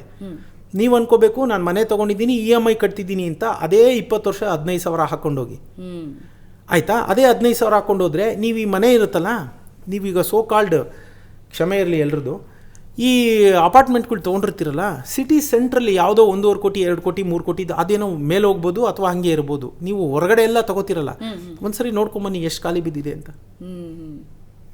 ಲಕ್ಷಾಂತರ ಯೂನಿಟ್ಸು ಅಪಾರ್ಟ್ಮೆಂಟ್ಸು ಖಾಲಿ ಇದೆ ಬೆಂಗಳೂರಲ್ಲಿ, ಆಯಿತಾ? ನೀವು 50 ಲಕ್ಷಕ್ಕೆ ತೊಗೊಂಡಿದ್ದು 5 ವರ್ಷ 10 ವರ್ಷ ಬಿಟ್ರೂ 45 ಲಕ್ಷ 50 ಲಕ್ಷಕ್ಕೆ ಕೇಳ್ತಾ ಇದ್ದಾರೆ. ಅದು ಮೇಲೆ ಹೋಗೋದಿಲ್ಲ. ಯಾಕೆ ಅಂದರೆ ಹೊಸ ಬಿಲ್ಡರ್ಸ್ ಬರ್ತಾ ಇದ್ದಾರೆ, ಕಟ್ತಾ ಇದ್ದಾರೆ. ನೀವು ಅಂದ್ಕೊಂಡಂಗೆ ಅದು ಯಾಕೆ ನಾನು ಡೆಡ್ ಇನ್ವೆಸ್ಟ್ ಮಾಡ್ತೀನಿ, ಲಿಕ್ವಿಡ್ ಅಂತ ಹೇಳ್ತೀವಿ ನಾವು, ಲಿಕ್ವಿಡ್ ಅಸೆಟ್. ಈಗ ನೀವು ಇದರಲ್ಲಿ ಹಾಕಿರೋದನ್ನು ನೀವು ಇವತ್ತು ಹೇಳಿದ್ರೆ ಇನ್ನು 1 or 2 ಡೇಸಲ್ಲಿ ನಿಮ್ಮದು ಎಲ್ಲ ದುಡ್ಡು ನಿಮ್ಮ ಅಕೌಂಟಿಗೆ ಬಂದು ಬಿದ್ದಿರುತ್ತೆ. ಇಲ್ಲಿ ನೀವು ತಿಂಗಳಾನ್ಗಟ್ಲೆ ಕಷ್ಟಪಟ್ಟರು ನಿಮ್ಮ ಹಳೆಯ ಮನೆಯನ್ನು 50 ಲಕ್ಷ ಕೊಟ್ಟು ಯಾಕೆ ತಗೋತಾರೆ? ಬಂದವರು ಇವತ್ತೇನು ಕೇಳ್ತಾರೆ ಗೊತ್ತಾ? ಎಷ್ಟು ಟಾಯ್ಲೆಟ್ ಇದೆ ಅಂತಾರೆ. 3 ಬೆಡ್ರೂಮ್ ಇದ್ದರೆ 3 ಟಾಯ್ಲೆಟ್ ಇರ್ಬೋದು. ನಿಮ್ದಾಗಲೇ ಔಟ್ಡೇಟೆಡ್ ಆಗಿರುತ್ತೆ, 15 ವರ್ಷ ಹಳೆ ಮನೆ. ಇಲ್ಲ ಸರ್, ಒಂದು ಅಟ್ಯಾಚ್ಡ್ ಇದೆ, ಒಂದು ಕಾಮನ್ ಇದೆ ಅಂತ. ಓ, ನಮ್ಮ ನಾಟ್ ಇಂಟ್ರೆಸ್ಟೆಡ್. ಇಲ್ಲ, you have to sell it for 35 lakh. ಹೊಸ ಮನೆ 50-55 ಲಕ್ಷಕ್ಕೆ ಅಷ್ಟು ಯೂನಿಟ್ ಬರ್ತಾ ಇದೆ. ನೀವು ನೋಡಿ, ನೀವು ಎಲ್ಲಿ ಬಿಟ್ಟು ಮುಂದೆ ಕೊಟ್ಟೋಗ್ಬಿಟ್ಟಿದೆ ಆಗಲೇ. ಕುಂಬಳಗೋಡು ಎಲ್ಲೆಲ್ಲೋ ಹೊಟ್ಟೋಗ್ಬಿಟ್ಟಿದೆ ಇವತ್ತು. ಅಪಾರ್ಟ್ಮೆಂಟ್ ಕಟ್ಕೊಂಡು ಸತ್ವ ಅಂತೂ ಎಲ್ಲಿಗೆ ಬಂದ್ಬಿಟ್ಟಿದ್ದಾರೆ ಗೊತ್ತಾ? ನಂಬಕ್ಕಾಗಲ್ಲ. ಇನ್ನೊಂಚೂರು ಅರ್ಧ ಬಂದ್ರೆ ರಾಮನಗರ ಬಂದ್ಬಿಟ್ರು ಅವ್ರಾಗಲೇ. ಅಲ್ಲಿ ತನಕ ಬರ್ತಾ ಇದ್ದಾರೆ. ಎಲ್ಲ ಕಡೆ ಹಂಗೆ ಆಗ್ತಾ ಇದೆ. ಹೊಸದು ಕಟ್ತಾ ಇರೋವಾಗ ಅವ್ರು ಹೇಳ್ತಾರೆ, ಅಯ್ಯೋ ಇನ್ನು 4 ಕಿಲೋಮೀಟರ್, ನೀವು ಹೇಳಿದ್ರಲ್ಲ ಈಗ, ಅಯ್ಯೋ ಇನ್ನು 4 ಕಿಲೋಮೀಟರ್ ಮುಂದೆ ಹೋದ್ರೆ ಹೊಸ ಮನೆ ಸಿಕ್ಕುತ್ತೆ 50 ಲಕ್ಷಕ್ಕೆ, ನಾನು ಯಾಕಿದೆ ಯಾವುದೋ ಗಪ್ ತಗೊಳ್ಳಿ. ಹಂಗೆ ಒಂಚೂರು ಬರ್ತಾ ಜನ ಬಂದರೆ ಇಂಡಿವಿಜುವಲ್ ಹೌಸಸ್ ನೆಲಕ್ಕೆ ಬೆಲೆ ಇರುತ್ತೆ. ಬಟ್ ಸ್ಟಿಲ್ ನಾನೇನು ಹೇಳ್ತೀನಿ ಅಂದರೆ, ನೀವು ಬೆಂಗಳೂರಿನ ಹೊರವಲಯಗಳಲ್ಲಿ ತಗೊಳ್ಳೋಕ್ಕಿಂತ ನೀವು ಯಾವ ಊರವರು ನಂಗೆ ಗೊತ್ತಿಲ್ಲ, ನೀವು ನಿಮ್ಮ ಊರಲ್ಲಿ ನೆಲ ಮಾಡೋದು, ಜಾಗ ತಗೊಳ್ಳೋದು ಉತ್ತಮ. ಯಾಕೆ ಗೊತ್ತಾ? ದಿಸ್ ಈಸ್ ಬಿಕಮಿಂಗ್ ನಾನ್ ಲಿವಬಲ್. ಇಲ್ಲಿ ನಾನು ಹೇಳೋದಂದರೆ, ಬಾಡಿಗೆ ಮನೇಲಿದ್ದು ನಾನು ಆಮೇಲೆ ಜಾಗತಿಕ ಮಟ್ಟದಲ್ಲಿ ಏನಾಗ್ತಿದೆ ಅಂತ ಹೇಳ್ತೀನಿ. ಯಾತಕ್ಕೆ ಈಗ ಹೇಳ್ತೀನಿ ಅನ್ನೋದಕ್ಕೆ ಬಿಕಾಸ್ ಆಫ್ ಎಕ್ಸ್ಪೋಜರ್ಸ್ ಅಷ್ಟೇನೇನಿಲ್ಲ. ಇವತ್ತೇನಾಗುತ್ತೆ, ನೀವು ಇಲ್ಲಿದ್ದೀರಾ, ಇಲ್ಲಿರೋಷ್ಟು ದಿನ ಇರಿ, ಬಾಡಿಗೆ ಕಟ್ಟಿ, ಮಿಕ್ಕಿದ್ದನ್ನ ಏನಿದೆ ಸೇವು. ನೀವು EMI 10 ಕಿಲೋಮೀಟರ್ ಹೋಗೋ ಬದಲು you are enjoying all the facilities of a centre of the city. ಮಾಡಿಕೊಂಡು 15,000 ಉಳಿತಾಯ ಮಾಡ್ಕೊಂಡು ಹೋಗಿ. ನಿಮಗೆ ಬೇಡ ಅಂದಾಗ 1 ಮಂತ್ ನೋಟಿಸ್ ಕೊಟ್ಟು ಮನೆ ಖಾಲಿ ಮಾಡ್ಬೋದು. ನೀವು ಬೆಂಗಳೂರು ನಾನ್ ಲಿವಬಲ್. ಫಾರ್ ದಟ್ ಮ್ಯಾಟರ್ ಬೆಂಗಳೂರು ಅಂತಲ್ಲ, ಜಗತ್ತಿನ ಯಾವುದೇ ದೊಡ್ಡ ನಗರಗಳು ಇಟ್ ಈಸ್ ನಾಟ್ ಲಿವಬಲ್. ನೀವು 60 ವರ್ಷದ ನಂತರನೂ ನಿಮಗೆ ಬೆಂಗಳೂರಿನಲ್ಲಿ ಇರಬೇಕು ಅನ್ನೋ ಅನಿವಾರ್ಯತೆ ಏನಿದೆ? ಈ ಪದ ಅನಿವಾರ್ಯತೆ ಯಾಕೆ ಅಂದರೆ, ಇವತ್ತು ಕೆಲಸ ಇದೆ ಅಂತ ನೀವು ಇಲ್ಲಿದ್ದೀರಾ. 90% ಜನ ಬೆಂಗಳೂರಿನಲ್ಲಿ ಕೆಲಸನ ಅನಿವಾರ್ಯತೆ, ಹಣನ, ವೇತನ, ಅದೇನೋ ಒಂದು ತಿಂಗಳಿಗೆ ಒಂದಷ್ಟು ಬೇಕಲ್ಲ ಬದುಕಿಗೆ, ಅದು ಅನಿವಾರ್ಯತೆ ಇಲ್ಲ ಅಂದರೆ ಬೆಂಗಳೂರು ಖಾಲಿ ಆಗುತ್ತೆ. ಟೈರ್ 2 ಸಿಟೀಸು ಇವಾಗ ತುಮಕೂರಲ್ಲಿ ಇದ್ದಾರೆ, ಹುಬ್ಳಿಯಲ್ಲಿ ಇರ್ತಾರೆ. ಹೋಗಿ ಅಂತ ಕಡೆ ಹೋಗಿ, ಅಲ್ಲ ಕಡಿಮೆ ಆಗ್ತಾ ಹೋಗುತ್ತೆ. ಅಲ್ಲ, ಅಲ್ಲಿರೋರು ಇನ್ವೆಸ್ಟ್ಮೆಂಟ್ ಬಗ್ಗೆ ನಾನು ಹೇಳ್ತಿದ್ದೇನೆ. ಅಂದರೆ ಬೆಂಗಳೂರಿನ ಬಿಟ್ಬೇಡ, ಪಕ್ಕಕ್ಕೆ ಮಾಡಿ ನೆಲದ ಮೇಲೆ ಮಾಡ್ಬೋದು. ನೆಲದ ಮೇಲೆ ಇನ್ವೆಸ್ಟ್ ಮಾಡಬೇಕು. ನಾನು ಹೇಳಿದ್ದು, ನಾನು ತುಮಕೂರಲ್ಲಿ ಇನ್ವೆಸ್ಟ್ ಮಾಡ್ಬೋದು. ನಾನು ಯಾವುದೋ ಶಿವಮೊಗ್ಗದಲ್ಲಿ ಇನ್ವೆಸ್ಟ್ ಮಾಡಬೇಕು. ಯಾಕಂದರೆ ನಮ್ಮ ಜೀವನದ ಕೊನೆಯ ದಿನಗಳು, ರಿಟೈರ್ಮೆಂಟ್ ಆದಮೇಲೆ ನಾವು ಊರು ಯಾತಕ್ಕೆ ಬೆಂಗಳೂರಲ್ಲಿ ಇರ್ತೀವಿ? ನಾವು ಜಾಗ ಖಾಲಿ ಮಾಡಿ ಬೇರೆಯವ್ರಿಗೆ ಬಿಟ್ಟು ಹೋಗ್ಬೇಕು.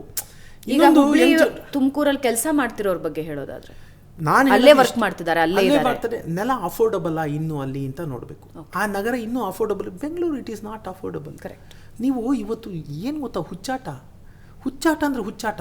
ನೋಡಿ, ಸಾಫ್ಟ್ವೇರ್ ಇಂಜಿನಿಯರ್ ಆಗೋಕ್ಕೆ 4 ವರ್ಷ 6 ವರ್ಷ 8 ವರ್ಷ ಕಷ್ಟಪಟ್ಟು ಓದಿರ್ತಾರೆ.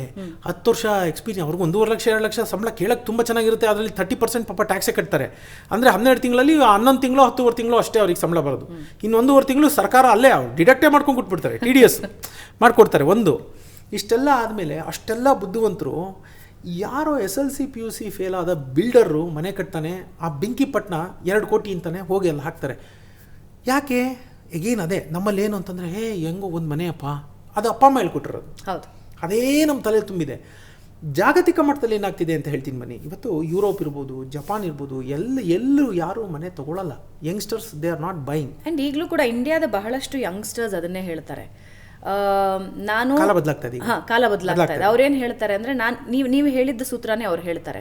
ನಾನು ಎಲ್ಲೋ ದೂರದಲ್ಲಿ ಸಿಟಿಯಿಂದ ಹೊರಗೆ 20 ಕಿಲೋಮೀಟ್ರು ಅಲ್ಲಿ ಮನೆ ತಗೊಂಡು ಕಟ್ಟಿ ಅದ್ರ EMI ಕಟ್ಟೋದಾ, ಅರ್ಧ ದುಡ್ಡು ಸೇವ್ ಮಾಡಿ ಸಿಟಿ ಸೆಂಟ್ರಲ್ಲೇ ಬಾಡಿಗೆ ಕೊಟ್ಟು ಒಂದು ಲಕ್ಸುರಿ ಅಪಾರ್ಟ್ಮೆಂಟ್ ಅಲ್ಲೇ ವಿತ್ ಆಲ್ ದ ಫೆಸಿಲಿಟೀಸ್ ನಾವು ದುಡಿಯೋ ಕಾಲದಲ್ಲಿ ಇದೇ ಬೆಸ್ಟ್. ಸಿಟಿಲಿ ಇರೋದು ಬೆಸ್ಟು. ನೀವು ಅಲ್ಲಿ ಹೋಗ್ತೀರಾ, ನೀವು ಏನು ಗೊತ್ತಾ, 5:30 ಇಲ್ಲಿ ಆಫೀಸ್ ಬಿಟ್ಟರೆ ಇದೇನು ಬೇರೆ ತಲೆಯಲ್ಲಿ ಇಲ್ಲ, ಮನೆ ತಲುಪಬೇಕು 7:30 ಹೋಗಿ ಮನೆ ಉತ್ಸಪ್ಪ ಅಂತ ಕೂತ್ಕೋತೀರಾ. ನಿಮಗೆ ಅಂತ ಏನು ಸಿಕ್ತು ಟೈಮು? ಇಲ್ಲಿರೋನು ಪಕ್ಕದಲ್ಲಿ ಯಾವುದೋ ಪಬ್ಗೆ ಹೋಗ್ತಾನೆ. ನಾನು ಹೇಳಿದ್ದು, ಅವನೇನು ಯಾವಾಗಲೂ ಕಷ್ಟಪಟ್ಟು ಓದಲೇಬೇಕು ಅಂತಿಲ್ಲ. He wants to chill, he wants to enjoy his life. ಮಾಡ್ಬೋದಲ್ಲ. ನೀವು ಅಲ್ಲಿ ಹೋಗ್ತೀರಾ, ಅಲ್ಲಿ ಏನಿಲ್ಲ, ಆ ಏರಿಯಾಗೆ 2 ಮನೆ ಇರುತ್ತೆ, ನಿಮ್ದೊಂದು ಇನ್ನೊಬ್ರದೊಂದು. ಓಕೆ ಸರ್, ಇನ್ನೊಂದು ಹಂತಕ್ಕೆ ಮುಂದಕ್ಕೆ ಹೋಗೋಣ. ಸರಿ, ನನಗೆ ಮ್ಯೂಚುವಲ್ ಫಂಡಲ್ಲಿ ಇನ್ವೆಸ್ಟ್ ಮಾಡೋಕ್ಕೆ ಇಂಟ್ರೆಸ್ಟ್ ಇಲ್ಲ. ಬಹಳಷ್ಟು ಜನರಿಗೆ ಈಗಲೂ ಭಯ ಇದೆ, ತುಂಬ ಜನರಿಗೆ ಭಯ ಇದೆ. ನಾನು ಇನ್ವೆಸ್ಟ್ ಮಾಡಲ್ಲಪ್ಪ, ಬೇರೆ ಏನಾದರೂ ಇನ್ವೆಸ್ಟ್ಮೆಂಟ್ ಮಾಡಿ ಅಂತ ಹೇಳಿದ್ರೆ ಟ್ರೆಡಿಷ್ನಲ್ ಒಂದು ಗೋಲ್ಡು ಇವಾಗ ಇಲ್ಲ ಸೈಟ್ ಮಾಡಬೇಕು ಅಂದರೆ, ನಾನು ಬೆಂಗಳೂರನ್ನ ಬಿಟ್ಬೇಡ, ನೀವು ಈಗಾಗಲೇ ಹೇಳಿದ್ರಿ ಸೈಟ್ ಮಾಡಬೇಕು ಅಂತ ಹೇಳಿದ್ರೆ ಏನು ನೋಡಿ ಸೈಟ್ ಮಾಡಬೇಕು ಅಂದರೆ, ಏನು ಗಮನದಲ್ಲಿ ಇಟ್ಕೋಬೇಕು ಸೈಟ್ ಇನ್ವೆಸ್ಟ್ಮೆಂಟ್? ಎನಿ ಸಿಟಿ ಆಯಿತು. ಇವಾಗ ನೋಡಿ, Tumakuru proximity to the big city ಯಾವುದಿದೆ ನೋಡ್ಕೊಳ್ಳಿ. ಮೈಸೂರಿದೆ, ತುಮಕೂರಿದೆ. ಇಲ್ಲಿ ಬೆಂಗಳೂರಿಗಿಂತ ಅರ್ಧ ಅಥವಾ 30-40% ಇದೆ. ಈಗ ಬೆಂಗಳೂರಲ್ಲಿ 100 ರೂಪಾಯಿ ಆದರೆ ಪದಾರ್ಥದ ಮೌಲ್ಯ ಅಲ್ಲಿ 30-40 ರೂಪಾಯಿಗೆ ಸಿಗ್ತಾ ಇದೆ ಸೈಟು ಅಂತ, ಅಥವಾ 50 ರೂಪಾಯಿ ಅಂತ ಇಟ್ಕೊಳ್ಳಿ. It is better to go to proximity, nearest proximity to the main city ಯಾವುದಿದೆ ಆ ಕಡೆ ಎಲ್ಲ ನೋಡಿ ಒಂದಷ್ಟು ಇನ್ವೆಸ್ಟ್ ಮಾಡೋದು ಒಳ್ಳೆಯದು. ಬಿಡದಿಲ್ಲಿ ಮಾಡೋದಕ್ಕಿಂತ ನೀವು ಆ ಥರ ಯಾವುದೋ ಬೇರೆ ಊರಲ್ಲಿ ಮಾಡೋದು ಉತ್ತಮ. ಅಂದರೆ ತುಮಕೂರಲ್ಲಿ ಮಾಡೋದೇ ಉತ್ತಮ ಬಿಡದಿಗಿಂತ. ಯಾಕಂದರೆ ಆ ಬಿಡದಿ ಅಥವಾ ಆ ಬಿಡದಿ ಮುಂದಕ್ಕೆ ಹೋಗಿ ಅದು ಬೆಳೆಯೋದು, ಆಮೇಲೆ ನೀವು ತಿರ್ಗಿ ಬೆಂಗಳೂರಿಗೆ ಬರಬೇಕು, ಅದು ಹಿಂಸೆ ಆಗುತ್ತೆ. ಅದರ ಬದಲು ಅಲ್ಲೆಲ್ಲೋ ಮಾಡಿ, ಇವು ಸಿಟಿ ಸೆಂಟ್ರಲ್ಲಿ ಇದ್ದು ಓಡಾಡೋದು, ಕೆಲಸ ಬದುಕು ನೋಡ್ಕೊಳ್ಳೋದು ಉತ್ತಮ. ಅಲ್ಲೆಲ್ಲೋ ಮಾಡಿದರೆ ಅದ್ರ ಮೌಲ್ಯನೂ ಹೆಚ್ಚುತ್ತಾ ಹೋಗುತ್ತೆ. ಮನೆ ಕಟ್ಟಬೇಡಿ, ಓನ್ಲಿ ಇನ್ವೆಸ್ಟ್ಮೆಂಟ್, ಖಾಲಿ ನಿವೇಶನಕ್ಕೆ ಮಾತ್ರ ಬೆಲೆ. ನಿಮ್ಗೊಂದು ವಿಷಯ ಹೇಳ್ತೀನಿ, 10 ವರ್ಷ ಆಗೋಯ್ತು ಅಂತಂದರೆ ಆ ಸೈಟ್ ಬೆಲೆ 1 ಕೋಟಿ ಇದ್ದಿದ್ದು 2 ಕೋಟಿ ಆಯಿತು ಅಂತ ಇಟ್ಕೊಳ್ಳಿ, 2 ಕೋಟಿ ನಿಮ್ಮ ಮನೆಗೆ 0 ವ್ಯಾಲ್ಯೂ ಅಂತಾರೆ ನೀವು ಮಾರಕ್ಕೆ ಹೋದಾಗ. ಯಾರು ಕೇಳಲ್ಲ, ನೀವು 1 ಕೋಟಿ ಯಾಕೆ ಮನೆ ಕಟ್ಟಿರ್ತೀರ. ನಾನು ಐ ಲಾಫ್ ಅಟ್ ಪೀಪಲ್, ನಾನು ಐ ಮಿಸ್ಟೇಕ್ ಮಾಡಿದ್ದೀನಿ, not that I have not done, I have done that mistake. 1 ಕೋಟಿ ಸೈಟ್ ಇರುತ್ತೆ, 1 ಕೋಟಿ ಹಾಕ್ಬಿಟ್ಟು ಎಷ್ಟು ಬರುತ್ತೆ, 25,000, 30,000, 40,000 ಬಾಡಿಗೆ. 1 ಕೋಟಿಗೆ 40 ಅಂದರೆ 4% ಇಲ್ವಲ್ಲ. ನಾನು ಬ್ಯಾಂಕಲ್ಲಿ ಇಟ್ಟಿದ್ರೆ 7% ಬರ್ತಾ ಇತ್ತಲ್ಲ, 70,000 ಬಂದಿರೋದಲ್ಲ ನೋಡಿ. ಆಮೇಲೆ ಅಷ್ಟೆಲ್ಲ ಆದಮೇಲೆ ಈಗ 1 ಕೋಟಿನೇ ಇರೋದು ನಂದು ಬ್ಯಾಂಕಲ್ಲಿ. ಇವೊಂದೋ ನಾನು 70,000 ತೊಗೊಂಡು ಎಂಜಾಯ್ ಮಾಡಿದ್ರು 1 ಕೋಟಿನೇ ಇರೋದು. ಇಲ್ಲ 1 ಕೋಟಿ ಇಲ್ವಲ್ಲ, ನಿಮಗೆ ವ್ಯಾಲ್ಯೂನೇ ಇಲ್ಲ. ಅವರು ನಿಮ್ಮ ಸೈಟ್ ವ್ಯಾಲ್ಯೂ ಮಾತ್ರ ಕೇಳ್ತಾರೆ. ಸೊ ನಿಮ್ಮ ಬಿಲ್ಡಿಂಗ್ ಮೇಲೆ ಹಾಕಿ ದುಡ್ಡೆಲ್ಲ ಆಯಿತು, ವ್ಯಾನಿಷ್ ಆಗೋಯ್ತಲ್ಲ. ಸೊ ನೀವು ಕಟ್ಟಕ್ಕೆ ಏನು ಮಾಡಿದ್ರೆ ಎಲ್ಲನೂ ನಿಮಗೆ ಅಂತ if it is your primary house, ನೀವು ಬದುಕಕ್ಕೆ ಅಂತಿದ್ರೆ ಆ ಮನೆನ ಕಟ್ಟಿ. ಬಾಡಿಗೆ ಕೊಡೋಕ್ಕೆ ಇನ್ವೆಸ್ಟ್ಮೆಂಟ್ಗೆ ಅಂತ ಮನೆ ಕಟ್ಟಿದ್ರೆ ಅದು ದಡ್ಡತನ. ದಯವಿಟ್ಟು ಆ ದಡ್ಡತನ ನಾನು ಮಾಡಿದ್ದೀನಿ. ಐ ಆಮ್ ನಾಟ್ ಸೇಯಿಂಗ್ ಯಾರು ಜನಕ್ಕೆ ಹೇಳ್ತಾರೆ ಅಂತ. ನಾನು ಮಾಡಿದ್ದೀನಿ, ನನಗೂ ಗೊತ್ತಿರಲಿಲ್ಲ. I have learned, I have evolved as A human being. ಏನಂದರೆ ನಾವು ಇದನ್ನೇ ಸರಿ ಅಂತ ಕೂತ್ಕೊಳ್ಳೋಂಗಿಲ್ಲ. ಕಾಲಕ್ಕೆ ತಕ್ಕನಂಗೆ ಅದು ಹೇಳ್ತೀನಿ, ಹಣಕಾಸು ವ್ಯವಸ್ಥೆ ಹೆಂಗೆ ಅಂದರೆ ಗಳಿಗೆಗೂ ಇಲ್ಲಿ ನಿಯಮಗಳು ಬದಲಾಗ್ತಾ ಇರುತ್ತೆ. We are participating in some game without knowing the rules of the game. ಆವಾಗ what is the probability of winning that game? Okay, ಈಗ ಲೋನ್ ಜಮಾನ sir, EMI 80% of loan, 20% of self savings. ಇವಾಗ 10 ಲಕ್ಷ ರೂಪಾಯಿದು ಒಂದು ಸೈಟ್ ಒಬ್ಬ ವ್ಯಕ್ತಿ ತಗೋಬೇಕು ಅನ್ನೋ ಆಸೆ ಪಡ್ತಾ ಇದ್ರೆ ತನ್ನ ಹತ್ರ ಒಂದು 2 ಲಕ್ಷ ರೂಪಾಯಿ ಇರುತ್ತೆ. ಇನ್ನು ಮಿಕ್ಕಿದ್ದನ್ನ EMI ಮೂಲಕ ತಗೊಳ್ತಾರೆ, ಅಂದರೆ ಸೈಟ್ ಲೋನ್ ಮೂಲಕ ತಗೊಳ್ತಾರೆ. Is it good? ಮಾಡ್ಬೋದು. ನಾನು ತಿರ್ಗಾ ಅದೇ ಹೇಳಿದೆ, ಅದು ನಿಮ್ಮ ಊರುಗಳಾದರೆ ನಿಮ್ಮ ಹುಟ್ಟೂರುಗಳಲ್ಲಿ ನೀವು ಇನ್ವೆಸ್ಟ್ ಮಾಡ್ಕೊಳ್ಳಿ. ಬೆಂಗಳೂರಲ್ಲಿ 10 ಲಕ್ಷಕ್ಕೆ ಏನೂ ಸಿಕ್ಕಲ್ಲ. ದೂರ ಹೋಗಿ ಬೆಂಗಳೂರು ನಗರದಿಂದ ಆಚೆ ಹೋಗಿ ತುಂಬ ದೂರದಲ್ಲಿ ಆ ಇನ್ವೆಸ್ಟ್ಮೆಂಟ್ ತಪ್ಪು. ಅಲ್ಲ, ನನ್ನ ಪ್ರಶ್ನೆ ಇರೋದು ಗೊತ್ತಾಯ್ತು, ಕಟ್ತಾ ಇರೋ ಇಂಟ್ರೆಸ್ಟು ವರ್ತ್ ಇರುತ್ತಾ ಅಂತ. ತುಂಬಾ ದೊಡ್ಡ ಅಮೌಂಟ್ ಇಂಟ್ರೆಸ್ಟ್ ಕಟ್ತಾರೆ ಸರ್. ಅದಕ್ಕೆ ನಾನು ಹೇಳೋದು, ನಾನು ಕೇಳಿದ್ರೆ ನಾನು ಪದೇ ಹೇಳ್ತೀನಿ, ನನ್ನ ಉತ್ತರ ಸೇಮು. ನೀವು ಸಾಲ ಮಾಡಿ ನೆಲದ ಮೇಲೆ ಹಾಕಂಗಿಲ್ಲ. It's not called as an investment. ನೆಲದ ಮೇಲೆ ಆಗಲಿ, ಸ್ಟಾಕ್ಸ್ ಶೇರ್ ಮಾರ್ಕೆಟ್ ಮೇಲೆ ಆಗಲಿ, ನೀವು ಸಾಲ ನಿಮ್ಮದಲ್ಲದ ಹಣನ ನೀವು ಅಂದರೆ ಮುಂದೆ ನೀವು ದುಡಿಯಬಹುದಾದ ಸಂಭಾವ್ಯ ಹಣ, I will always A probable. ಯಾಕಂದರೆ ನನಗೆ ಗೊತ್ತಿಲ್ಲ ನಾವಿರ್ತೀವಿ ಅಂತ, ನಮ್ಗೆ ಗೊತ್ತಿಲ್ಲ ಕೆಲಸ ಇರುತ್ತೆ ಅಂತ. ನೀವೇನೋ ಆಶಾಭಾವದಿಂದ ಹೇಳಿದ್ರಿ, ಐ ಅಕ್ಸೆಪ್ಟ್ ದಟ್. ನನಗೆ ಅದು ನಾವು ಪಾಸಿಟಿವ್ ಆಗೇ ನೋಡ್ತೀನಿ, ನಾನು ನೆಗೆಟಿವ್ ಹೇಳ್ತಾ ಇಲ್ಲ. ಆದರೆ ಮುಂದೆ 10 ವರ್ಷ ದುಡಿಯಬಹುದಾದ ಸಂಭಾವ್ಯ ಹಣನ ಇವತ್ತೇ ಮುಂಗಡವಾಗಿ ಪಡೆಯೋದನ್ನು ನಾವು ಸಾಲ ಅಂತೀವಿ. ಹೌದು, ಕರೆಕ್ಟಾ? ತಗೊಂಡಿಲ್ಲ ನಿಮ್ದು ಅಲ್ಲ ಅದು. ಮುಂದೆ 10 ವರ್ಷ ದುಡಿಯೋದನ್ನು ಇವತ್ತೇ ಇಸ್ಕೊಂಡ್ಬಿಡ್ತಾ ಇದ್ದೀರಾ, ಇಸ್ಕೊಂಡಿಲ್ಲ ಆಗ್ತಾ ಇದ್ದೀರಾ. ಹ್ಯೂಜ್ ಅಮೌಂಟ್ ಆಫ್ ಇಂಟ್ರೆಸ್ಟ್ ಕೊಡ್ತಿದ್ದೀವಿ. ವರ್ತಾ 10 ಲಕ್ಷಕ್ಕೆ 10 ಲಕ್ಷ ಬಡ್ಡಿ ಕಟ್ಟಿರ್ತೀವಿ. ಹೌದು, ಖಂಡಿತ ವರ್ತ್ ಅಲ್ಲ ನಾನು ಹೇಳೋದು. ಆಮೇಲೆ ನೀವು ಊಹೆ ಮಾಡ್ಕೊಂಡು ನೋಡಿ, ಯಾವುದೋ 5 ವರ್ಷದ ನಂತರ ಕೆಲಸ ಇಲ್ಲ, ಏನೋ ಅನಿಶ್ಚಿತತೆ ಕಾಡ್ತು, ನಿಮ್ಮ ಆರೋಗ್ಯ ಕೆಡ್ತು, ಇನ್ನೊಬ್ರಿಗೆ ಯಾರಿಗೋ ಆರೋಗ್ಯ ಕೆಡ್ತು, ಬೇಕು ಅಂದಾಗ ನೀವು ಇದನ್ನೇ ಮಾರಕ್ಕೆ ಬರ್ತೀರ ತಿರ್ಗ. ಅದಕ್ಕೆ ಅರ್ಥವೇ ಇಲ್ಲ. ಆಮೇಲೆ ಅದು ನಿಮ್ಗೆ ಅಷ್ಟು ಬೇಗ ಲಿಕ್ವಿಡ್ ಅಲ್ಲ. Land is not A liquid asset. ನೀವು ನಾನು ಹೇಳ್ತೀನಿ, ಇದು ಹೆಂಗೆ ಹೇಳೋದು, ಕಾಲ ಬದಲಾಗೋಗಿದೆ. ಇದು ಡಿಜಿಟಲ್ ಯುಗ. ಅರ್ಥ ಮಾಡ್ಕೊಳ್ಳಿ. ಜನ ಇನ್ನೂ ಅರ್ಥ ಮಾಡ್ಕೋತಾ ಇಲ್ಲ. ಅವರು they are struck in a time. ಹೌದು, ಹಳೆಯ ಕಾಲದಲ್ಲಿ ಎಲ್ಲೋ ಹೋಗಿ ಕಚ್ಕೊಂಡ್ಬಿಟ್ಟಿದ್ದಾರೆ. ನೀವು ಅಲ್ಲಿಂದ ಈಚೆ ಬಂದರೆ ಅಗಾಧವಾದ ವಿಶ್ವ ಇದೆ. ಅವರು ಎಲ್ಲೋ ಒಂದು ಕಡೆ ಕಚ್ಕೊಂಡ್ಬಿಟ್ಟಿದ್ದಾರೆ. ಅದು ನಾನು ವಿಧವಾಗಿ ಹೇಳ್ತೀನಿ. ಪ್ರತಿ ಸರಿ ಎಲ್ಲಿ ಕರೆದ್ರೂ ಹೋಗಿ ಇದೇ ಹೇಳ್ತೀನಿ, ಹೊರಗಡೆ ಬನ್ನಿ, ಒಂಚೂರು ಆ ಸಿಕ್ಕಿನಿಂದ ಹೊರಗಡೆ ಬನ್ನಿ. ಹೊರಗಡೆ ಬಂದರೆ ವಿಶಾಲವಾದ ಪ್ರಪಂಚ ಇದೆ. ಈಗಲೂ ನಾನು ಹೇಳ್ತೀನಿ, ನೀವು ಆ ಬಡ್ಡಿ, ಆ EMI ಕಂತು ಅಂತ ಏನಿದೆಯಲ್ಲ, EMIಗಳು, ಅದು ಕೊರಳಿಗೆ ನೇಣದು. ಅದ್ರ ಬದಲು ಈ ಕಡೆ ಬನ್ನಿ. ನಾನು ಯಾವಾಗಲೂ ಹೇಳ್ತೀನಿ, ಸಾಲ ಇಲ್ಲದವನೇ ಸಾಹುಕಾರ. ಇವತ್ತು ಯಾರಿಗೆ ಸಾಲ ಇಲ್ಲ ಅವನೇ ನಿಜವಾದ ಸಾಹುಕಾರ. ನಾನು ಯಾವಾಗಲೂ ಹೇಳ್ತೀನಿ, ನಾವು you are mimicking the western society. ಈ ಸಾಲ, ಈ ಕಂತು, ಇದು ನಮ್ಮ ಕಾನ್ಸೆಪ್ಟ್ ಅಲ್ವೇ ಅಲ್ಲ. ನಮ್ಮ ಕಾನ್ಸೆಪ್ಟು ಹಾಸಿಗೆ ಇದ್ದಷ್ಟು ಕಾಲು ಚಾಚು ಅನ್ನೋ ಕಾನ್ಸೆಪ್ಟು. ನಾವು ಈಗ ನೋಡಿ, ಈಗ ಅಮೆರಿಕದಲ್ಲಿ ₹1 ಅಭಿವೃದ್ಧಿಗೆ ₹2.5 ಸಾಲ ಇದೆ. ನಿಮ್ಗೆ ಅರ್ಥ ಆಗುತ್ತಾ? ಅಂದರೆ ಇಡೀ ದೇಶ ಮಾರಿದ್ರೂ ಆ ದೇಶ ಸಾಲ ತೀರಲ್ಲ. ಅಮೇರಿಕ ದೇಶದಲ್ಲಿ ಸಾಲನೇ ಹಣ. Money, loan or debt is the new money ಅನ್ನಂಗಾಗಿದೆ. ಸಾಲವೇ ನಿಜವಾದ ಹಣ ಅನ್ನಂಗಾಗಿದೆ. ಏನು ಪ್ರಯೋಜನ? ಈ ಒಂದು ಗ್ಲಾಸು ನೀರಿದೆ, ಇದಿಗೂ ₹1 ಹೊರ್ತು. ನಾನು ಅದನ್ನು ಸೃಷ್ಟಿ ಮಾಡೋಕ್ಕೆ, ಈ ಗ್ಲಾಸ್ ಆಫ್ ವಾಟರ್ ಸೃಷ್ಟಿ ಮಾಡೋಕ್ಕೆ ₹2.5 ಖರ್ಚಾಗಿದೆ. ಏನು ಪ್ರಯೋಜನ? 1.5 ಹೊರೆ. ಎಕ್ಸಾಕ್ಟ್ಲಿ ಅದ್ಯಾವ ಅಭಿವೃದ್ಧಿ? ಸಿ, ನಾವು ಅರ್ಥ ಕೂತ್ಕೊಂಡು ಮಾಡ್ಕೋಬೇಕು. ನಾವು ಎಮೋಷನ್ನಿಗೆ ಬೀಳ್ತೀವಿ. 100 ಜನ ಮಾಡ್ತಿದ್ದಾರೆ ಅಂತ ನಾವು ಮಾಡ್ತೀವಿ, ಮಾಡಂಗಿಲ್ಲ. ನೀವು ಯಾವಾಗ ವಿಭಿನ್ನ ಆ ಒಂದು ದೊಡ್ಡ ಗುಂಪು, ಆ ಕ್ರೌಡಿಂದ ಬೇರ್ಪಟ್ಟು ನಾನು ಅನ್ನೋ ಒಂದು ಐಡೆಂಟಿಟಿ ಕಂಡುಕೊಳ್ಳೋದಿದೆಯಲ್ಲ, ಅದು ಬಹಳ ಸುಲಭ. ಜಸ್ಟ್ ಈ ಕಡೆ ಈಚೆ ಬರಬೇಕು. ನಾವು ಬರಲ್ಲ, ನಮ್ಗೊಂದು ಅಪನಂಬಿಕೆ. ಇಲ್ಲ, ನಾನು ಮಾಡ್ತಿರೋ ಸರಿನಾ, ಎಲ್ಲರೂ ಹೆಂಗಾರಾಗಲಿ, ಎಲ್ಲ ಫ್ರೆಂಡ್ಸು EMI ಕಟ್ತಿರ್ತಾರೆ, ಎಲ್ಲ ಫ್ರೆಂಡು ಮದುವೆ ಮಾಡ್ಕೊಂಡ್ಬಿಟ್ಟಿರ್ತಾರೆ, ಎಲ್ಲ ಫ್ರೆಂಡು ಮಕ್ಕಳು ಮಾಡ್ಕೊಂಡ್ಬಿಟ್ಟಿರ್ತಾರೆ. ನಿಮಗೆ ಒತ್ತಡ, ಅಯ್ಯೋ ಎಲ್ಲರೂ ಮಕ್ಕಳಾಗ್ಬಿಟ್ಟಿದೆ, ಎಲ್ರಿಗೂ ಮದುವೆ ಆಗ್ಬಿಟ್ಟಿದೆ, ಇದನ್ನ FOMO ಅಂತೀವಿ, ಫಿಯರ್ ಆಫ್ ಮಿಸ್ಸಿಂಗ್ ಔಟ್ ಅಂತಾರೆ. FOMO ಅಂತೀವಿ ನಾವು ಇದನ್ನ. ನಮ್ಮ ಭಾಷೆಯಲ್ಲಿ ಆರ್ಥಿಕತೆಯಲ್ಲಿ FOMO ಅಂತ ಹೇಳ್ತೀವಿ. ಇದು ಸಮೂಹ ಸನ್ನಿಹಿತರ, ಮಾಸ್ ಹಿಪ್ನಟೈಸ್ ಅಂತಾರೆ ಅದನ್ನ. ಜನ ಎಲ್ಲ ಹಿಂಗೆ, ಕರೋನಾ ಒಂದು ವೈರಸ್ ಬಂತು, ಈಗ ನೋಡಿರ್ಬೋದು ಝಾಂಬಿಗಳು ಅಂತ ಕೇಳಿದ್ದೀರಾ? ಅದು ಒಂದು ಪಿಕ್ಚರ್ಗಳಲ್ಲಿ ಬರುತ್ತಲ್ಲ, ಎಲ್ರಿಗೂ ಏನೋ ಬಂದುಬಿಟ್ಟಿರುತ್ತೆ, ಒಂಥರ ಇದ್ರ ಥರ ಆಗಿಬಿಟ್ಟಿರ್ತಾರೆ, ಡೆಡ್ ಬಾಡಿ ನಡ್ಕೊಂಡು ಹೋಗೋ ಥರ, ಆ ಥರದ್ದೆಲ್ಲ ಆಗೋಗ್ಬಿಡುತ್ತೆ ಈ ಥರ ಅಂತ. ಹಾಗೆ ಈಗ ನಿಮ್ಗೆ ಯಾರೋ ಹಂಗೆ ಮಾಡ್ತಾ ಇಲ್ಲ, ಬಟ್ ಅದೇ ಥರ ಒಂದು ಕ್ರಿಮಿ, ಅದೊಂದು ಯೋಚನಾ, ಆ ಆಲೋಚನೆ ಉಳ್ಳ ಕ್ರಿಮಿನೇ ಎಲ್ಲರ ತಲೆಯಲ್ಲೂ ಇರೋದು. ಸೊ ಸಣ್ಣ ಸಣ್ಣ ಇನ್ವೆಸ್ಟ್ಮೆಂಟ್ ಮಾಡ್ಕೊಳ್ಳೋದ್ರ ಮೂಲಕ ಜೀವನ ಸೇಫ್ ಇರುತ್ತೆ, ತುಂಬ ನಿಮ್ಮ ಬದುಕು ಹಗುರಾಗಿರುತ್ತೆ. ನೀವು ಈಗ ನನ್ನ ಕ್ಲೈಂಟ್ ಇದ್ದಾರೆ, ನನ್ನ ಹೆಸರು ಹೇಳೋಕ್ಕಾಗಲ್ಲ, ಒಂದಷ್ಟು ಜನ ನಮ್ಮ ಸಮಾಜದಲ್ಲೇ ಅತ್ಯಂತ ಒಳ್ಳೆಯ ಮಟ್ಟದಲ್ಲಿರುವಂಥವ್ರು ಏನು ಹೇಳ್ತಾರೆ ಗೊತ್ತಾ? ಅಬ್ಬಾ, ನಾನಿವತ್ತು ತುಂಬ ಆನಂದದಿಂದ ಇದ್ದೀನಿ ಅಂತಾರೆ. ಯಾಕೆ ಅಂದರೆ, ನಿಮ್ಮ ಮಾತು ಕೇಳಿದೆ ಸರ್, ನನ್ನ ಹತ್ರ ಇವತ್ತು ಲೋನ್ ಇಲ್ಲ ಅಂತ ಹೇಳ್ತಾರೆ. ಅದು ಹೊರೆ ನೋಡಿ. ನೀವು ಆರಾಮಾಗಿ ನಡ್ಕೊಂಡು ಹೋಗೋದಕ್ಕೂ, 10 kg 15 kg ಬ್ಯಾಗ್ ತೂಕ ಹಾಕೊಂಡು ನಡ್ಕೊಂಡು ಹೋಗೋಕ್ಕೂ ಎಷ್ಟು ದೂರ ನಡೆಯೋಕ್ಕೆ ಸಾಧ್ಯ? ಸಾಲ ಅನ್ನೋದು ಹಾಗೆ. ಅದು ಖಂಡಿತ ಅವಶ್ಯಕತೆ ಇಲ್ಲದಿದ್ದರೆ ಸಾಲ ಮಾಡಬೇಡಿ. ನಮ್ಮದು ಅಮೇರಿಕಾ ಥರದ ಆರ್ಥಿಕತೆ ಅಲ್ಲ. ಇವತ್ತೇನಾಗ್ಬಿಟ್ಟಿದೆ, ಬೇಕೋ ಬೇಡವೋ, ಅಲ್ಲೇನು ಗೊತ್ತಾ, ನಿಮ್ಗೆ ಏನನ್ನಾಗಲಿ ವಿದ್ಯಾರ್ಥಿ ದಶೆಯಿಂದನೇ ಸಾಲ ಮಾಡಬೇಕು, ಕ್ರೆಡಿಟ್ ಹಿಸ್ಟ್ರಿ ಸೃಷ್ಟಿಸ್ಕೋಬೇಕು ಅಂತ ಹೇಳ್ತಾರೆ ಅವರು. ನಿಮಗೆ ಭಾರತದಲ್ಲೂ ಏನು, ನಿಮಗೆ ಸಿವಿಲ್ ಸ್ಕೋರ್ ಇಲ್ಲ ಅಂದರೆ ಒಂದು ಲೋನು ಕೊಡೋದಿಲ್ಲ ಅಂತಾರೆ. ನಾವು ಅದು ಬೇಕಿಲ್ಲ, ನಾವು ಅದರಿಂದ ಈಚೆ ಬರಬೇಕು.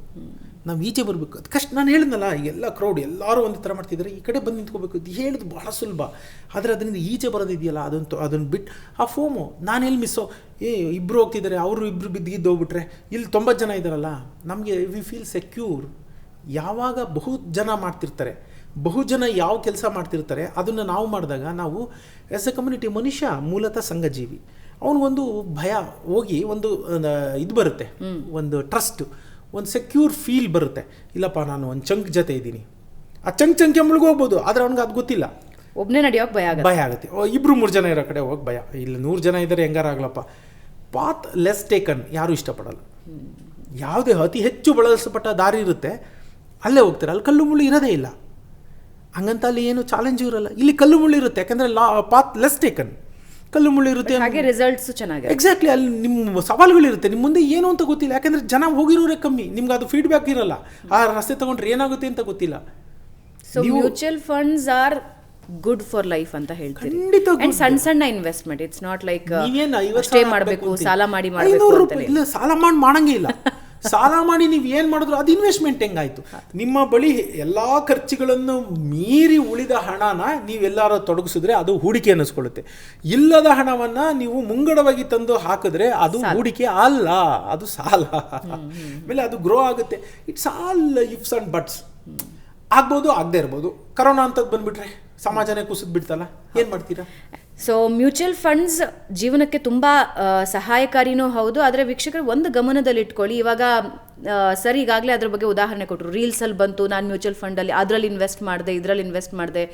ಸಾವಿರಾರು ಮಿಸ್ಇನ್ಫಾರ್ಮೇಷನ್ಸ್ ಆರ್ ಮೋರ್ ಡೇಂಜರಸ್.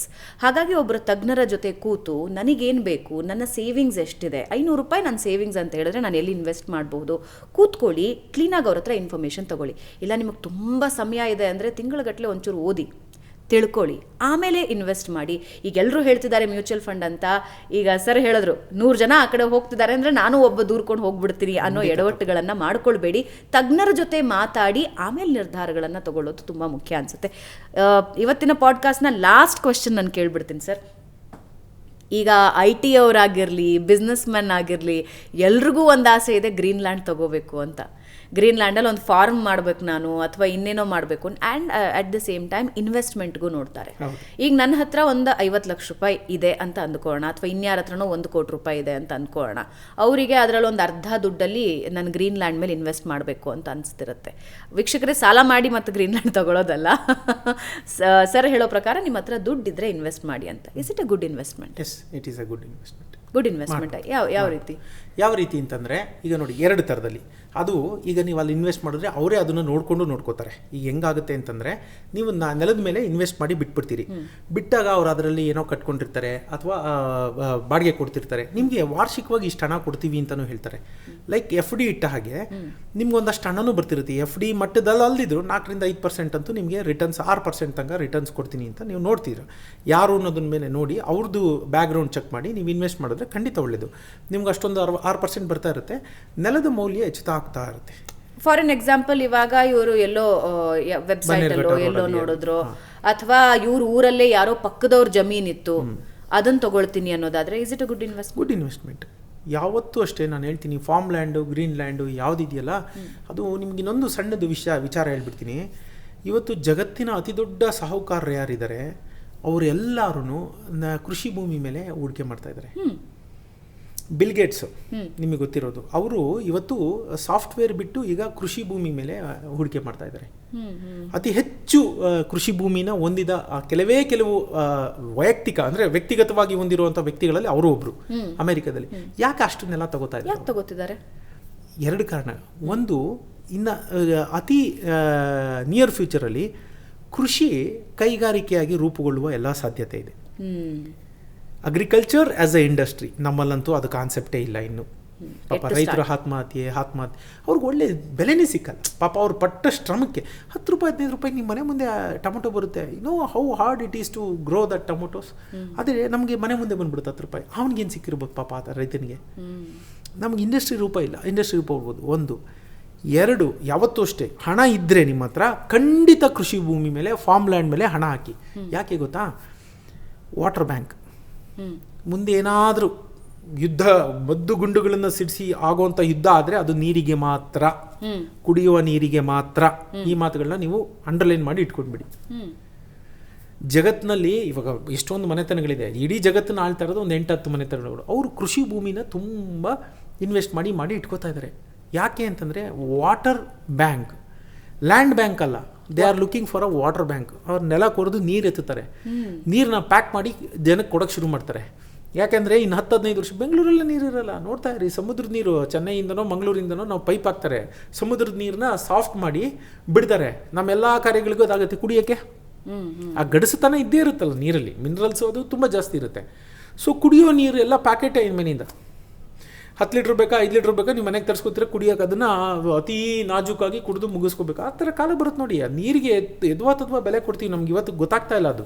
ನೀವು ಈಗ ಬೇರೆ ಕಂಟ್ರೀಸಿಗೆ ಹೋದ್ರೆ, ಬಹರೇನಿಗೆ ಹೋದ್ರಿ ಅಂದ್ರೆ, ಸಿಂಗಾಪುರ್ಗೆ ಹೋಗಿ, ದುಬೈಗೆ ಹೋಗಿ, ಎಲ್ಲ ನೀರಿಲ್ಲ. ಎಲ್ಲ ಕುಡಿಯೋ ನೀರೆಲ್ಲ ಆ ಕಡೆಯಿಂದ ಸಿಂಗಾಪುರ್ಗೆ ಇಂಡೋನೇಷಿಯಿಂದ ಬರುತ್ತೆ, ಮಲೇಷಿಯಿಂದ ಹೋಗುತ್ತೆ. ಕುಡಿಯೋ ನೀರಿಲ್ಲ. ದುಬೈಗೆ ಇಲ್ಲಿಂದ ಹೋಗ್ತಾ ಇದೆ, ನಮ್ಮಿಂದ ಹೋಗ್ತಾ ಇದೆ. ಯಾರ ಹತ್ರ ನೀರಿಲ್ಲ, ಕುಡಿಯೋ ನೀರಿಲ್ಲ. ಅದು ನಮಗೂ ಆಗುತ್ತೆ. ಸೊ ಅವರೆಲ್ಲ ಏನೋ ಸೌತ್ ಅಮೆರಿಕಾದಲ್ಲಿ ಎಲ್ಲ ನೆಲ ತೊಗೊಂಡು ಅಲ್ಲಿಂದ ತೆಗೆದು ಆ ನೀರನ್ನ ಪ್ಯಾಕೆಟ್ ಮಾಡಿ ಕಳ್ಸೋಕ್ಕೆ ಶುರು ಮಾಡ್ತಾರೆ. ಯಾಕೆ ಸಾಹುಕಾರರೆಲ್ಲ ಕೃಷಿ ಭೂಮಿ ಮೇಲೆ ಹಾಕ್ತಾ ಇದ್ದಾರೆ ಅಂದರೆ that's water bank, not exactly land bank.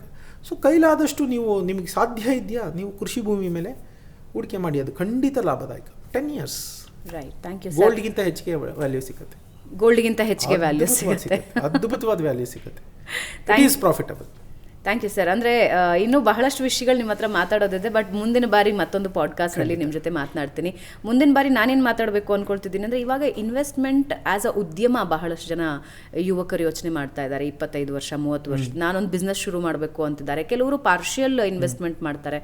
I think ಮುಂದಿನ ನೀವು ಅವಕಾಶ ಕೊಟ್ಟರೆ ಒಂದು ಪಾಡ್ಕಾಸ್ಟ್ ಮಾಡೋಣ. ನನ್ನ ಮುಂದಿನ ಪುಸ್ತಕ ನಾನು ಅದೇ ಬರಿತಾ ಇದ್ದೀನಿ, ಸಣ್ಣ ಉದ್ಯಮಿಗಳನ್ನು ಕಟ್ಟುವುದು ಹೇಗೆ. ಪುಸ್ತಕನೇ ಹಾಗೆ ಮಾಡ್ತಾ ಇದ್ದೀನಿ. ಅದರಲ್ಲಿ ನಾನು ಯಾವಾಗಲೂ ಅಷ್ಟೇ, it is all about a mind set. ನೋಡಿ, 100 ಜನ ಉದ್ಯೋಗ ಅಂತಿರ್ತಾರೆ. ಉದ್ಯಮ ಅನ್ನೋನು ಕೇವಲ ಒಬ್ಬ 100ರಲ್ಲಿ. 99 ಜನ ದೇ ವಾಂಟ್ ಸೆಕ್ಯೂರ್ಡ್, ತಿಂಗಳು ಕಳಿಬೇಕು, ಸಂಬಳ ಬರಬೇಕು, ಆ ಮನಸ್ಥಿತಿಲಿ ಇರ್ತಾರೆ. ಅದು ಯಾಕೆಂದರೆ ಈಗ ಭಗವಂತನಿಂದನೂ 800 ಕೋಟಿ ಜನಕ್ಕೆ ಜಗತ್ತಿನಲ್ಲಿ ಯಾರಿಗೂ ಕೆಲಸ ಕೊಡೋಕ್ಕೆ ಸಾಧ್ಯನೇ ಇಲ್ಲ. ಉದ್ಯೋಗ ಅನ್ನೋದು ಬಿಟ್ಟು ಉದ್ಯಮ ಅನ್ನುವುದು ನಮ್ಮ ಮನಸ್ಥಿತಿ ಆದರೆ ಅಷ್ಟರ ಮಟ್ಟಿಗೆ ನಮ್ಮ ಬದುಕು ಸುಂದರ ಆಗುತ್ತೆ, ಸ್ವಕಲ್ಯಾಣನೂ ಆಗುತ್ತೆ, ಲೋಕ ಕಲ್ಯಾಣನೂ ಆಗುತ್ತೆ. ಸೊ ಮುಂದಿನ ಎಪಿಸೋಡ್ನಲ್ಲಿ ರಂಗಸ್ವಾಮಿ ಸರ್ ಜೊತೆ ನಾನು ಉದ್ಯಮ ಶುರು ಮಾಡಬೇಕಾದ್ರೆ ಏನು ಗಮನದಲ್ಲಿಟ್ಕೋಬೇಕು, ಎಷ್ಟು ಇನ್ವೆಸ್ಟ್ಮೆಂಟ್ ಬೇಕಾಗುತ್ತೆ, ಇದೆಲ್ಲದ್ರ ಬಗ್ಗೆ ಇನ್ನೊಂದು podcast I expect sir. Thank you so much ಇವತ್ತಿನ ಪಾಡ್ಕಾಸ್ಟ್ನಲ್ಲಿ ಭಾಗಿಯಾಗಿದ್ದಕ್ಕೆ. Thank you so much. ಅಂದರೆ ಒಬ್ಬ ವ್ಯಕ್ತಿ ಸಣ್ಣ ಇನ್ವೆಸ್ಟ್ಮೆಂಟ್ ಬಹಳ ಮುಖ್ಯ ಆಗುತ್ತೆ ಸರ್. ಒಂದು 200-300 ರೂಪಾಯಿ ಹೆಂಗೆ ಕೊಡೋದು ಅಂತ ಸೊ ನಮ್ಮ ವೀಕ್ಷಕರು ಅದೂ ಹೇಳ್ಬಿಡ್ತೀನಿ ನೋಡಿ, ಲಾಸ್ಟ್ ಒಂದೇ ಒಂದು, ನಾವು ಚಿಕ್ಕ ಹುಡುಗರಿದ್ದಾಗ ಸ್ಟೇಷನರಿ ಶಾಪ್ ಇರೋದು ಸ್ಕೂಲ್ ಹತ್ರ. 25 ಪೈಸಾ 50 ಪೈಸಾ ₹1 ಕಟ್ಬೋದಾಗಿತ್ತು. ಒಂದು ನಮಗೆ ಬಾಕ್ಸ್ ಕೊಟ್ಟರೋರು 50 ಕಟ್ಟಿದ್ದೀರಾ ನೀವು? ನಾನು ಕಟ್ಟಿದ್ದೀನಿ. ನೀವು ಅದೇ 25 ಪೈಸಾ ಕೊಟ್ರೆ ಒಂದು ಟಿಕ್ ಮಾಡಿರೋರು, ಟಿಕ್ ಮಾಡಿ ಕೊಟ್ಟರೋರು. ಆಮೇಲೆ ₹25 ಬಂತು. ನಾನು ಹೀರೋ ಪೆನ್, ಅವತ್ತಿ ನಮ್ಮ ಕಾಲದಲ್ಲಿ ಹೀರೋ ಪೆನ್ ತೊಗೊಂಡು ಬಂದು ನಾನು SLC ಎಕ್ಸಾಮ್ ಅದರಲ್ಲೇ ಬರ್ದಿದ್ದು. ಏನು ಸಂತೋಷ. ಇವತ್ತಿಗೂ ಆ ಹೀರೋ ಪೆನ್ನ ನಾನು ಜತನದಿಂದ ಕಾಪಾಡಿ ಇಟ್ಕೊಂಡಿದ್ದೀನಿ ನೆನಪಿಗೋಸ್ಕರ. ಏನು ಹೇಳಕ್ಕೆ ಬಂದೆ ಅಂದರೆ, ಮತ್ತೆ I want to end this with repeating the same quote. ಮನಸ್ಥಿತಿ ಬದಲಾದರೆ ಪರಿಸ್ಥಿತಿ ಬದಲಾಗುತ್ತೆ. ನನ್ನ ಹತ್ರ ದುಡ್ಡಿಲ್ಲ, ಸಂಬಳ ಇಲ್ಲ ಅಂತ ₹10 ದಿನಕ್ಕೆ ತೆಗೆದಿರ್ತಾ ಹೋಗಿ ₹300 ಆಗೋಯ್ತು. ₹15 ತೆಗೆದ ಇಡ್ತಾ ಹೋಗಿ ₹450 ಆಗೋಯ್ತು. ₹500 ತಿಂಗಳಿಗೆ ಉಳಿಸೋದು ದೊಡ್ಡದಲ್ಲ. ನೀವು ₹500 40 ವರ್ಷ ಉಳಿಸಿದ್ರು ಅದು 75-80 ಲಕ್ಷ ಆಗಿಬಿಟ್ಟಿರುತ್ತೆ. ಸೊ ನಿಮ್ಮ ಏನು ಹೇಳ್ತಾರೆ, ಪೆನ್ಷನ್ ಫಂಡ್ ಆಗೋಯ್ತಲ್ಲ, ಅದು ಆಗಲ್ಲ ಅಂತ ನೀವು ವೈ ಅಂತ ಕೇಳಿಬಿಟ್ರೆ ಕ್ವಶನ್ನು ಅಲ್ಲಿ end, road end. Why not, let me try ಅಂದರೆ 1000 ದಾರಿ ಉಟ್ಕೊಳ್ಳುತ್ತೆ. ಬಿಲೀವ್ ಮೀ, ಆ ನಂಬಿಕೆ ಮುಖ್ಯ. ಆ ನಂಬಿಕೆನೇ ಜಗತ್ತನ್ನು ನಡೆಸ್ತಾ ಇರೋದು. ಹಾಗಾಗಿ ವೈ ಅನ್ನೋ ಬದಲು ವೈ ನಾಟ್ ಅನ್ನುವ ಮನಸ್ಥಿತಿ ನಾವು ಮಾಡಿಕೊಂಡ್ರೆ ನಮ್ಮ ಪರಿಸ್ಥಿತಿ ಖಂಡಿತ ಬದಲಾಗುತ್ತೆ. Right, thank you so much. Thank you ma'am. So ವೀಕ್ಷಕರೇ, ವೃದ್ಧಾಪ್ಯದಲ್ಲಿ ನಮಗೆ ಯಾರು ದಿಕ್ಕು, ಯಾರು ಆಸರೆ ಆಗ್ತಾರೆ ಅಂತ ದಯವಿಟ್ಟು ಯೋಚನೆ ಮಾಡಬೇಡಿ. ಪೆನ್ಷನ್ ಅಂತ ಆಲ್ರೆಡಿ ಸರ್ಕಾರದಿಂದನೋ ಅಥವಾ ಬೇರೆ ಕಂಪನೀಸಿಂದನೋ ಬರೋರು ಅವ್ರಿಗೆ ಸ್ವಲ್ಪ ರಿಲ್ಯಾಕ್ಸ್ಡ್ ಮೋಡ್ನಲ್ಲಿ ಇರ್ತಾರೆ. ಆದರೆ ನಾನು ₹10,000 ನಾನು ನನ್ನ ಜೀವನ ಶುರು ಮಾಡಿದೆ, ಆಟೋ ಓಡಿಸ್ತಾ ಇದ್ದೀನಿ ಅಥವಾ ಮತ್ತೊಂದು ಕೆಲಸ ಮಾಡ್ತಾ ಇದ್ದೀನಿ, ಹೆಂಗೆ ಸೇವಿಂಗ್ಸ್ ಅನ್ನೋದಕ್ಕೆ ಐ ಥಿಂಕ್ ಈ ಪಾಡ್ಕಾಸ್ಟ್ ಒಂದು ಒಳ್ಳೆಯ ಉತ್ತರ ಕೊಡುತ್ತೆ ಅಂತ ಅಂದ್ಕೊಂಡಿದ್ದೀನಿ. ತಿಂಗಳಿಗೆ ಒಂದು ₹500ರಿಂದ ₹1,000 ಸೇವ್ ಮಾಡಿದ್ರೆ ಜೀವನ ಚೆನ್ನಾಗಿರುತ್ತೆ. ನನಗಿವಾಗ 50 ವರ್ಷ ನಾನು ಸೇವ್ ಮಾಡೋಕ್ಕಾಗಲ್ವಾ? ಖಂಡಿತ ಆಗುತ್ತೆ. 60 ವರ್ಷ ಪ್ರಯತ್ನ ಪಟ್ಟರೆ ಖಂಡಿತ ಆಗತ್ತೆ. ಆದರೆ 20ನೇ ವರ್ಷದಿಂದ ಸೇವಿಂಗ್ ಮಾಡೋದ್ರಿಂದಾಗಿ ಜೀವನ ಸುಗಮ ಆಗುತ್ತೆ. ಈ ಪಾಡ್ಕಾಸ್ಟ್ ಖಂಡಿತ ನಿಮಗೆ ಯೂಸ್ಫುಲ್ ಆಗಿದೆ ಅಂತ ಆಶಿಸ್ತಾ ಈ ವಿಶೇಷ ಕಾರ್ಯಕ್ರಮ ಮುಗಿಸ್ತಾ ಇದ್ದೀನಿ. ನಮಸ್ಕಾರ.